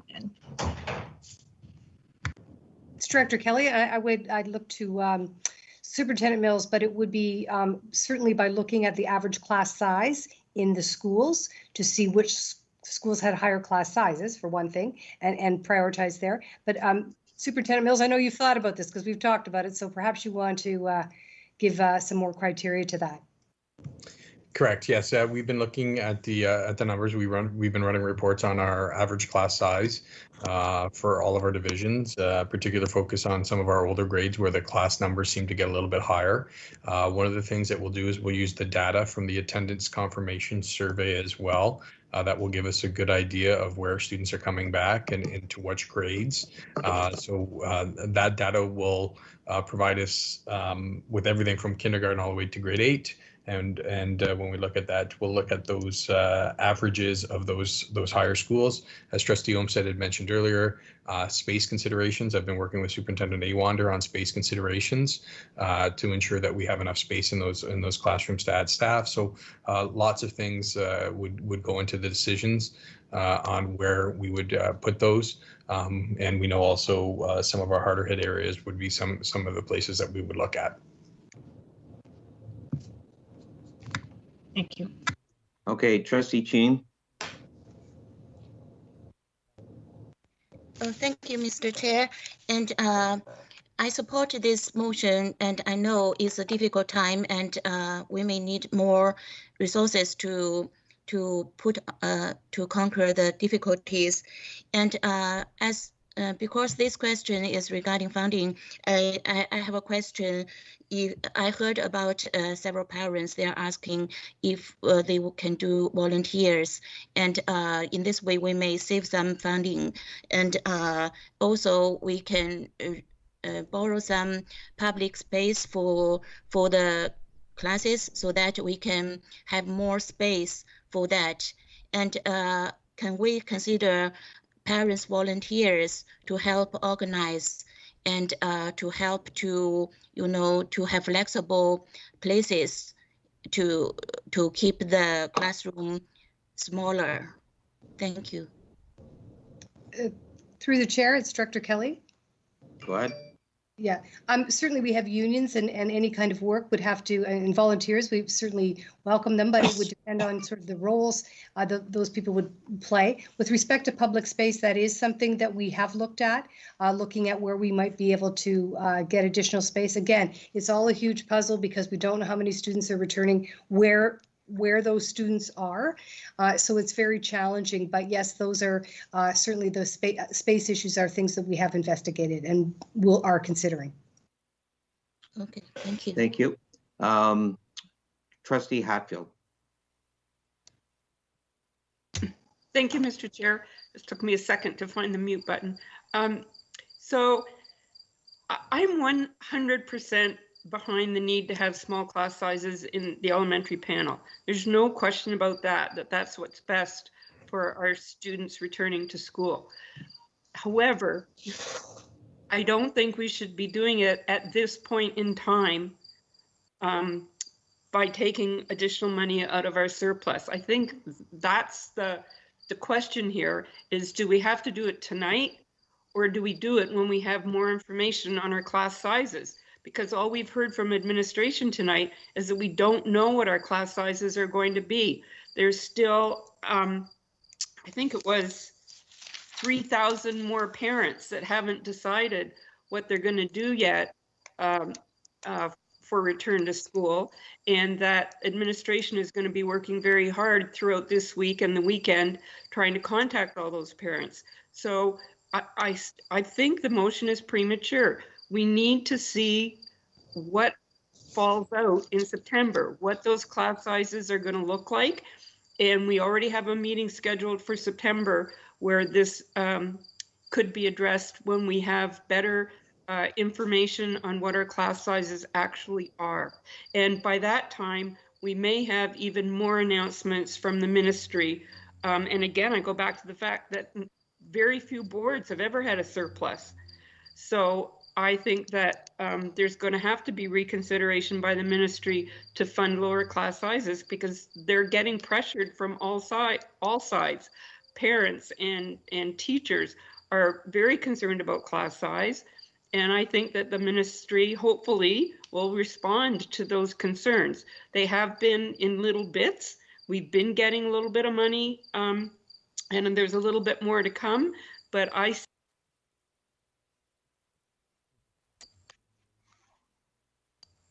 still think the ministry, I still think the ministry is working on their financial plan for return to school, and I really think we need to see what our class sizes look like and then consider this motion. I think it's just a very precarious position to dip into the surplus at this point in time without having the data, and then not knowing that we can actually sustain that for any length of time. So I would urge trustees to consider the fact that this doesn't have to be done tonight, that we need to wait for the data on what our class sizes actually look like. Thank you. Trustee Cook. Well, once again, I agree with Trustee Hatfield. I feel a connection with her tonight. I think that we are being premature about this. We need to wait until we know the numbers. Senior staff has mentioned tonight that they are looking, once they get the numbers, to make class sizes smaller. So I think that we need to wait and get those numbers and see what we can do prior to dipping into something that we might not even have to do. So again, I'm not going to support this. Thank you. So I'd like to make my comments, and then I'll have Trustee Sipcar wrap it up, and then we'll call the question. So I'm in the same kind of area as Trustee Cook and Trustee Hatfield.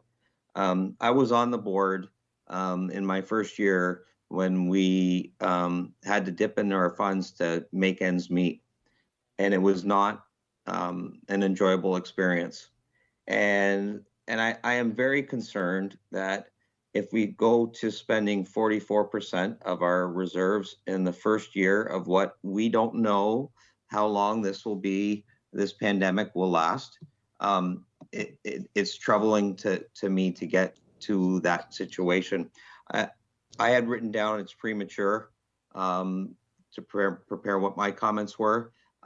We couldn't possibly spend the $8 million between now and mid-September or even October, based on just the realities of what we need to do. So I'm concerned about that. I think it's shameful that the provincial government has put us in a position where we're being asked to spend reserve money, which they're saying is something that it was an announcement by them. I think it's shameful, and I think what they've done is they've rewarded those that have not managed to balance their budgets and not be able to put a little bit of money aside for things that we require. We've already committed 1%. I think at the time that was on the cutting edge. We were ahead of the curve. It was before there was even an announcement. We were prepared to go to 1%. So we are committed. I just think it is premature. So I won't support the motion tonight. Trustee Sipcar. Thank you, Mr. Chair, and thank you for all the comments of my colleagues. I do appreciate the comment about it being premature and maybe a bit putting too much responsibility on us as a school board, but I really do feel strongly that this is not, for me, a political statement in any way. It is about doing all that we can to ensure a safe return to school and giving confidence in our current constituents that we are trying to lower the class sizes as much as possible. You know, as a mother of an elementary school student, that's my number one concern, is how many kids are going to be in that class. And while we're only potentially able to have 30 teachers, I think that that gives our administration enough wiggle room to be able to say, where are these class sizes not acceptable, and where can we potentially add before the school year starts. And I even hope that with this motion, it actually encourages some parents who are on the fence maybe to say that we are doing all that we can and that their kids will be in a safe environment. And so while I appreciate that we could do it later and that there's a lot of unknowns, I think that I guess pre-approving the money to be spent on COVID expenses to me is an acceptable use of our surplus in light of just the uncertainty. But I also do appreciate the point about this being unsustainable. And this isn't a motion for, you know, the same amount next year. This isn't a motion for, you know, what our future budget looks like. It really is to cover our unfunded COVID expenses, which even from our last meeting, we can remember that 1% didn't even cover the COVID expenses that were projected. And then there was still a lot of TBDs next to a lot of lines. And so even our 1% wasn't covering what we were projecting. And so I say all that because I really just want to give as many resources to our administration as possible to make the best decisions so that we can have the safest possible environments for our students. I know all my colleagues do share in that, and that isn't a criticism of those who may oppose, but I just feel that right now is that time. It's August 19th, and I would rather have that money freed up sooner than later. And so I guess I would ask for a recorded vote as well. Okay, if we could now call the vote, and if you could please enter your vote in the chat, and I'll read them out as they arrive. Trustee Burgess, support. Trustee Sipcar, support. Trustee Cheen, support. Trustee Halberstadt, support.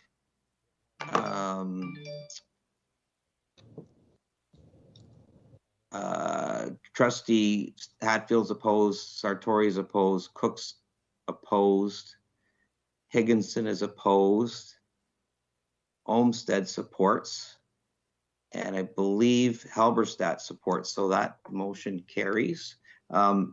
Student trustees, did you want to enter your vote? Trustee Sauvé supports.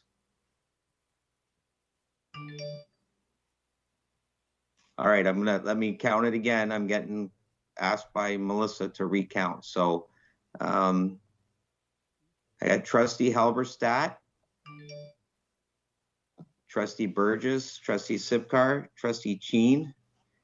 Sorry,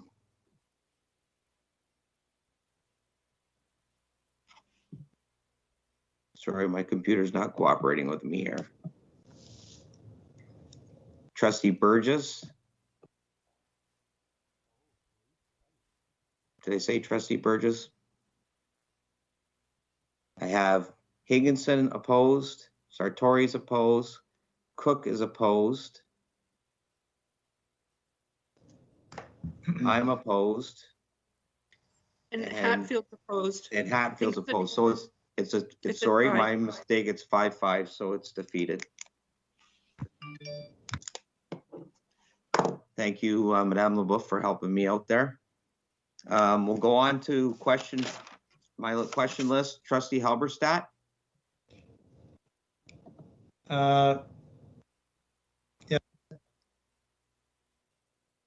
I pass, thank you. Thank you. Trustee Sartori. I'll pass to you. My questions were in this vein. Thank you. Thank you. Trustee Olmsted. Thank you, through you, Mr. Chair. I have a list. I guess I will do one. I was just wondering if there's going to be an update about our specialized programs, in particular, like the IB program. I asked about this a few meetings ago, and I have received a couple of phone calls from Leamington District Secondary School parents whose children are in the IB stream. They are wondering if IB can and will be taught remotely, and if this program will run. I know that there had been some updates, but there has been really no clear direction about this program, and I don't know if it's not coming from the center or from the boards, but there has been just today a few phone calls from concerned parents wondering about the future of this program in the face of the pandemic, and whether they choose remote learning for their students, whether they will be able to continue with IB or whether they will have to go into the regular advanced stream or whatnot. And then there's a concern about whether they will even have room in those classes. So I was just wondering if someone in admin could clarify that, please. Yes, this is Superintendent Canty. Thank you for the question. Through you, Mr. Chair. We have not received direction through IB World. We are waiting for that. However, I have spoken to Mr. Omar at Riverside and Mr. Berard at Leamington. They're working with their consultants to figure out how we are going to support our students. Obviously, we don't want the pandemic to consequence students and force students out of programs. So we are working on this. Again, we haven't received direction yet, but all the other IB schools in Ontario are asking the same question. And as soon as we have answers, we will make sure it's clear to parents. So a supplemental, I should just be telling parents to hold tight. The students are concerned as well, because should they choose not to follow IB, they're wondering if they're going to be able to actually get the classes that they would like, because the deadline for choosing classes has passed. So is that going to be accommodated for those students if IB doesn't run at the capacity that they're expecting? They're worried. Again, this all came today, so I'm just trying to know exactly what to communicate back to the parents and the students that have reached out. So IB World will have a plan. Right now, they haven't shared that with us, unfortunately, and I wish I could be more clear. However, I know that Lisa Jeffrey at Leamington and Derek Tompkins, the coordinators in the buildings, they're working on this daily to try to figure out what our next steps are. We certainly don't want to disadvantage any of our students. So in terms of if they will be supported, if they become C students, if they do the remote learning in the virtual school. We don't know yet if any of our IB trained teachers are going to be available to teach in the virtual school. We won't know until next week when we know who the students that have gone over and what sort of supports we have to have in place. So we're working on it, but unfortunately we don't have a clear answer for that yet. All right, thank you. Thank you. I have Trustee Cheen. Oh, thank you, Mr. Chair.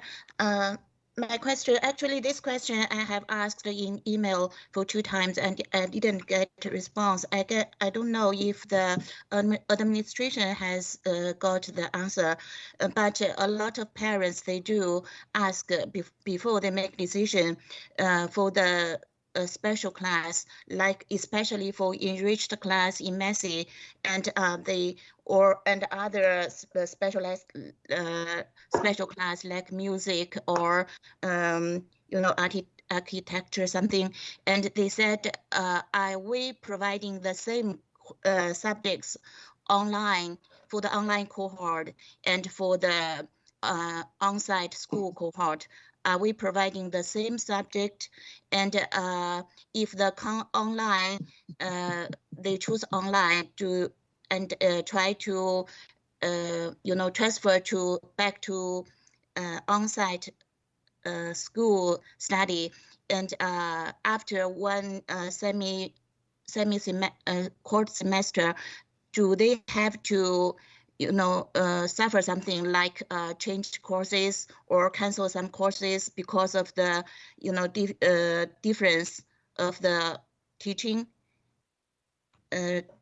Thank you for the question, Trustee Chin, through you, Mr. Chair. In terms of the enriched program, that is the Ontario curriculum. There's no difference between the enriched program in terms of the curriculum that's delivered, and our teachers that are doing our virtual school are Ontario trained teachers, and they will be going through the curriculum, and we're going to ensure that the students meet the requirements of that program. And the second part of your question, Trustee Chin, can you remind me what it was, please? Oh, can I clear the first question? So do you mean that online cohort teaching is the same as in-school teaching, right? It's the same subjects. Yes, it's the same curriculum, and we're on the same schedule. So if students, and now I remember your question, if students choose that they want to return to school after the first quadmester, they may, or after the second quadmester, they may. And we will be setting their schedule next week once we know where the students are going and what CE classes we need to offer. So if they choose the online teaching and transfer, there is no any difficulty to transfer, and they don't have to withdraw any subjects that they enrolled, right? No, there's no consequences. We're going to try to make the transfer back to their home school as smooth as possible. As soon as students are comfortable and ready to go back to their home school, they're going to be able to do so. Okay, so you asked me the second question is for other special class like music, or other kind of courses is kind of difficult to teach online. Do we provide the same subjects no matter what, online and on school, for all the subjects for them to choose? Thank you again for the question, Trustee Chin. We are going to have to see what the students that are C students, the virtual school students, what their courses are that they're taking for period 1 and 2, and that will direct us in terms of what we have to plan for. You asked about music. What we're starting at in our regular school program, we're starting with theory. When students are at home, they can play their instruments because there's no problem with blowing or taking off masks at home during their off days. But when they're in the school, we're starting off with strictly theory. Can I have supplementary? Trustee Chin, you've asked Yeah. 2 questions and 2 supplementaries already. Oh, okay. Thank you. Trustee Higginson? Thank you very much, Mr. Chair, through you. There's been a ton of information tonight, not just in the reopening plan, but in some of these questions that we've kind of sussed out as we've moved along. So my overarching question is, what's our communication going forward going to be to parents? So I know we have quite a few, as Trustee Hatfield has mentioned, quite a few parents who haven't responded yet to the survey, who maybe like some of us in this room are still waiting on some information in order to be able to make the decision. How are we planning on downloading this information and putting it out for our parents and our guardians to be able to make these decisions? There have been some things that haven't even been mentioned, things like transportation, things like that. What is kind of our plan to be able to push all of this out, even as things continue to change? Through the chair, it's Director Kelly. That will be our commitment, is to get this information out. And as you know, things have certainly changed. We will be updating our reopening plan on the website. We have some of it updated. We will be doing that. We will also, one of the things that's really helped, and it's taken a lot of time, but I know parents have called directly. I know that personally I've spent, had some great conversations with parents. They just really want to talk it out and understand.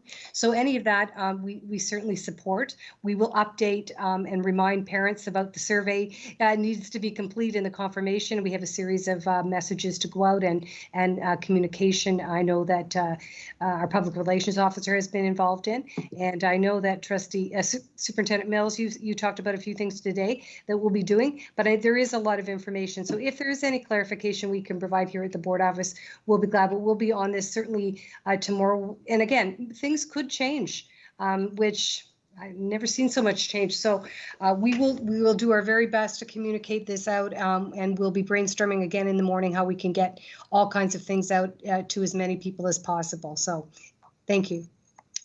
Thank you very much for that. And I just want to point, I'm very grateful for that kind of hotline for parents and guardians, because I mean, we can put as much on the website, and I think it's wonderful to put everything we can on the website for parents to be able to kind of peruse if they can't sleep at 2 a.m. and are thinking about these things, to be able to find a place to go and look for that information. But for those of us that don't have a strong internet connection or don't have access to technology, even just that quick phone call and that personal connection is really important, so we can have equitable access to that information. So I really do appreciate that. Thank you.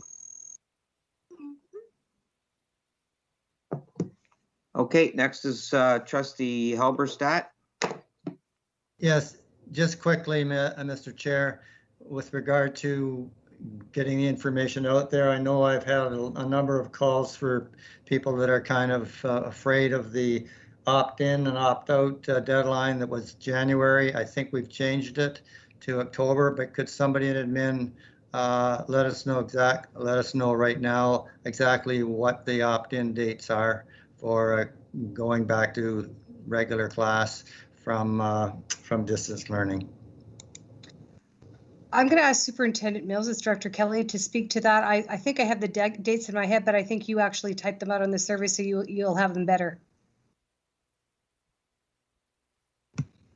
Yes, I just want to be accurate. I'm going to pull that information up here in a second. But for elementary, we have October 26th is the date for parents to let us know for a November 9th return. It's the same date for the first quadmester for secondary, and I'm just pulling up that information as we speak right now about secondary, the dates for the additional quadmesters. I apologize for the delay here.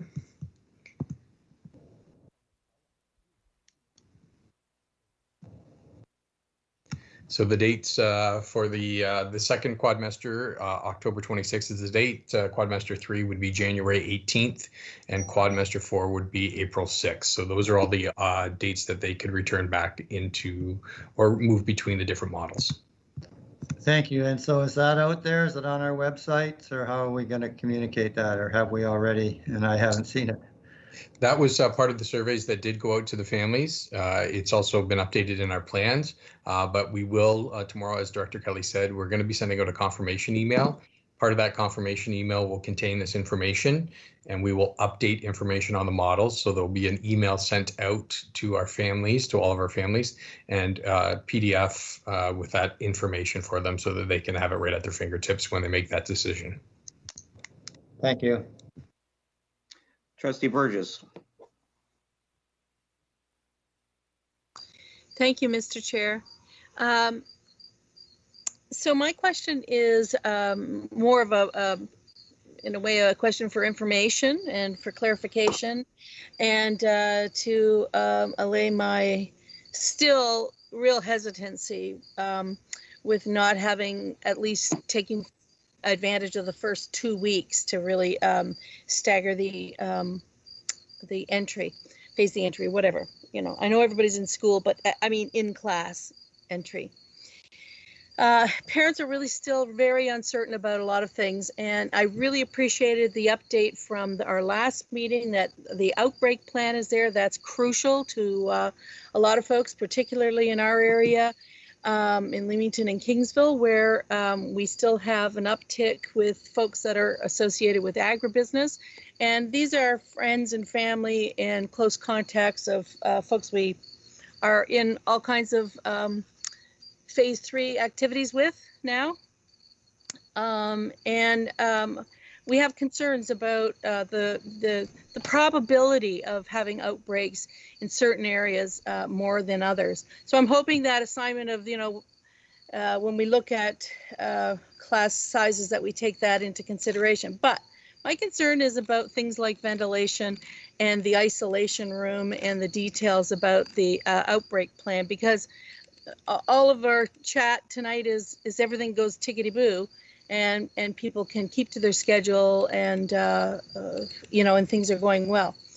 But I hear that in one part of the meeting I heard, and it sounded like it wasn't in cast in stone, but something like if there are approximately 10% ill from school. Now, it doesn't mean ill from COVID, ill from school altogether. I'm not sure what that is. Suspect cases confirmed. I don't know what that is. But at any rate, I think what I heard was there was 10% off ill from school, and then the principal would report it to the health unit. But in the meantime, as there is a suspected case, etc., we're going to have isolation rooms. Now, I would like to know, like in the details of it, because it's not really completely in the outbreak plan, are these going to be the most well-ventilated rooms? Is there an opportunity in fine weather to have this isolation spot outside? What is the role of the liaison between the public health nurses, the extra public health nurses that are assigned to our district?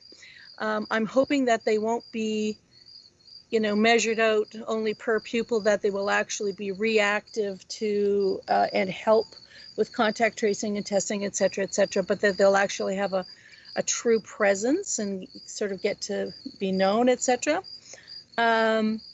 I want to know about the isolation rooms, though. I think this puts our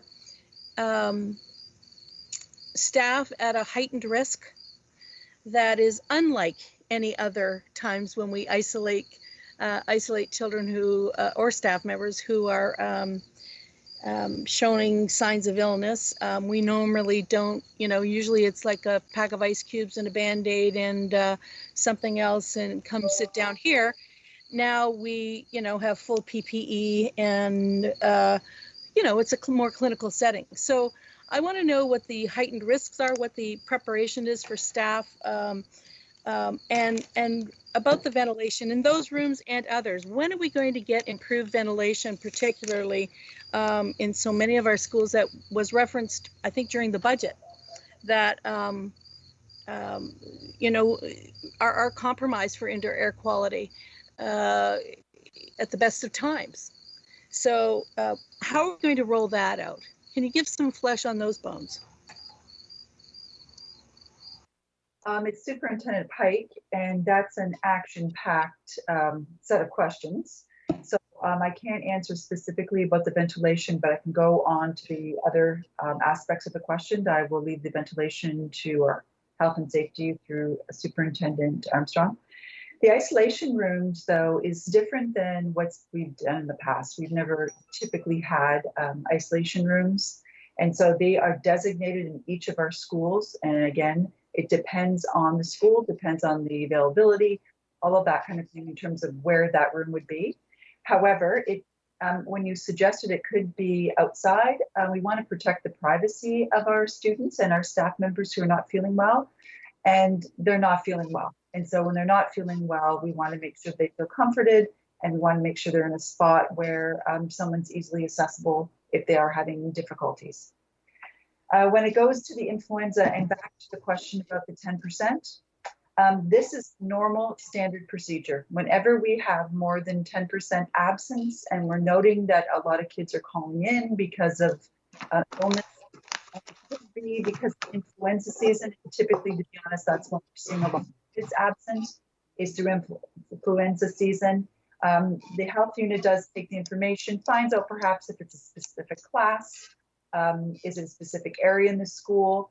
From there, they give us direction about enhanced cleaning that we would do, dependent on the nature of it, if it was chickenpox, for example, or influenza. And then certainly talking about public education on how to avoid becoming ill and what safety prevention and preventative measures that you can take at home. If you're not feeling well, you know, stay home, and then your coughs, Kleenex, we're kind of getting used to all those preventive measures now with COVID. So that particular piece has not changed in terms of making sure that our health unit knows and they'll be able to help us and assist us, whether or not it's through education or a note home stating something. We work really closely with them. Another question that you asked was about the nurses that have been allocated to our area. The health unit, who is on the line, may be able to speak better to this question. But as of our meeting last week, we did get an allocation for our area, but nothing since then in terms of what they're going to be used for. They're just waiting for information from their ministry in order to tease out what that's going to look like for our schools. But please note that if we have any questions, if our principals have any questions, we do have a dedicated line that our principals can call if they have any questions about screening or advice on next steps, which will be answered by a person. So it's not leaving a message or anything. It's immediate information for our principals at the point of contact. Thank you. Okay, thank you. That concludes. Supplemental, just for clarification on that. Go ahead. So my supplemental would be that the confidence in enrolling students for in-person classes are often predicated on answers about the outbreak plan. Yeah, certainly in our area, the questions are going, but we know it's going to hit the fan. So what are we going? What are the plans for the first week, second week, third week, fourth week? So the faster we can get the real answers on improved ventilation, for example, and those protocols, that really helps, because it's a serious concern. It's not a small concern. It's a serious concern, and I know this is always evolving, and it's going to be a fluid and living document, and the reports will come back, etc. But I know parents are feeling that they wanted those questions answered before that deadline on Friday, and to a level of where they know the risk. I have a concern about not only the isolation thing, but if the outbreak happens, who picks up whom and how we prevent things from coming through the door. I appreciate the updated document that was the self-assessment, but it is it's a very prescriptive kind of thing, and I'd like to know, what are we doing to make sure that all of our parents and guardians know what's asked of them as a parent? Is it available in many languages prior to school? Will it be easy? Do we have to go through only something online? Will there be nuanced and culturally competent ways of reaching out to certain populations where we can have either postal or translated information available so that all parents feel comfortable, not just looking at that English list that we have? Superintendent Pike, Chair, if you're allowing me to go through to answer the question. Yes, we are taking that list that was provided by our health unit, and it is going to be translated into different languages. On advice from the health unit as well, we will be reviewing that particular framework with our students for the first week or two, depending on the area and depending on those kinds of and the cases and where they're located. The idea of mailing it out, something that can be continued, so thank you for that. We certainly are going to be doing social media blasts throughout, and again, that's electronic. And we do have it posted around the school. It'll be in classrooms and in front of the school in the door, so people can be reminded that they need to be certainly self-assessing. Okay, thank you. Armstrong, I just wanted to address the questions with respect to ventilation the best that I can. You had a question about the isolation rooms. When Facility Services does a walkthrough of the schools and works for preparation of those schools for reopening, they do examine the best spots for the isolation rooms, and checking that they're well ventilated is something that is always examined and considered with respect to the placement of those isolation rooms. And of course, we are also asking that staff or anyone that is using the rooms also physically distance. With respect to our ventilation systems, as we mentioned in our meeting last week, the ventilation rates are going to be increased to 100% in all of our buildings. The only challenge that we'll have is when we have an issue with respect to the outdoor temperature and if thermal comfort can't be maintained. Our building systems officer is currently going through all of our sites right now and making sure that the ventilation is changed to 100%. And again, we are changing the equipment scheduling so that the equipment's actually going to turn on starting at 4 a.m. in the morning. And it will also run for 2 hours past the end of the day shift operations for the custodians, Monday through Friday as well.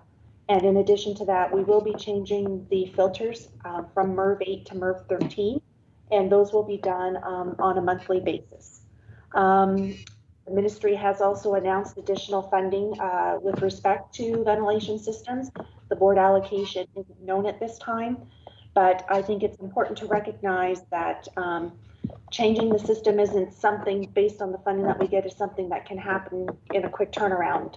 So we have to be cognizant of that as well. Thank you. Trustee Olmsted, you have a question that's on this.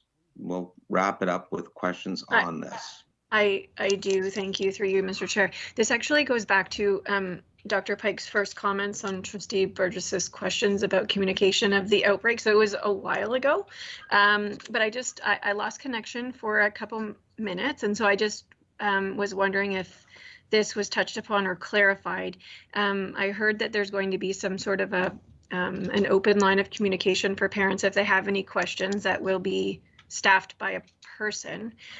Is this to communicate, like if parents have questions, if there has been an outbreak within the school, or how will parents be communicated about that, or will they be communicated? Like the outbreak protocols is obviously a big issue for a lot of parents, and I just was wondering if that was touched upon, like who is going to notify parents should there be an outbreak of more than 10% in a school, or even in an individual classroom? How will that be communicated? Is that through this telephone line, or will the school be reaching out directly to the families? Superintendent Pike, and I will clarify some of those questions. The 10% is typical practice. We do that all the time now. So this is not COVID related, but you need to know that we do have a rigorous protocol with our health unit. The phone number that I referenced was for our principals in order to contact the health unit directly if they have screening or advice on next steps when it comes to the isolation rooms, students that are sick or staff that are sick. Please note that the public can always call the health unit and ask questions, and they will be able to answer whatever their concerns are, or maybe they want to know what signs and symptoms, etc. That's certainly what that's their job, and they do it well. And will you would ask the question about will schools know, or will classroom parents know in classrooms? The answer is depending. The health unit has a protocol in terms of how they communicate with contact, either contact tracing, on who would get notified by the health unit in order to monitor, et cetera, et cetera. That is not something the school will do unless we're directed by the health unit to do that. So typically that is done all of the health unit. They're the ones that take care of that. They're the medical professionals. We will do what they need to do. If they need us to send home something, we certainly will do that. If they need us to communicate, we will. But we take direction from the health unit on that particular one. So no, we will not be saying, look, little Sharon was with COVID today. That we will not be doing that as a school board. The health unit has their protocols, and they will be.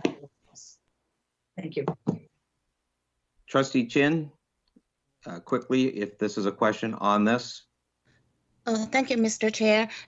Since the ventilation is some classrooms are not good, and the students, they have kind of close contact with each other. If outbreak comes in this room, for example, if this class there is more than 1 or 2 students have the coronavirus positive, and are we going to isolate, or kind of all the students?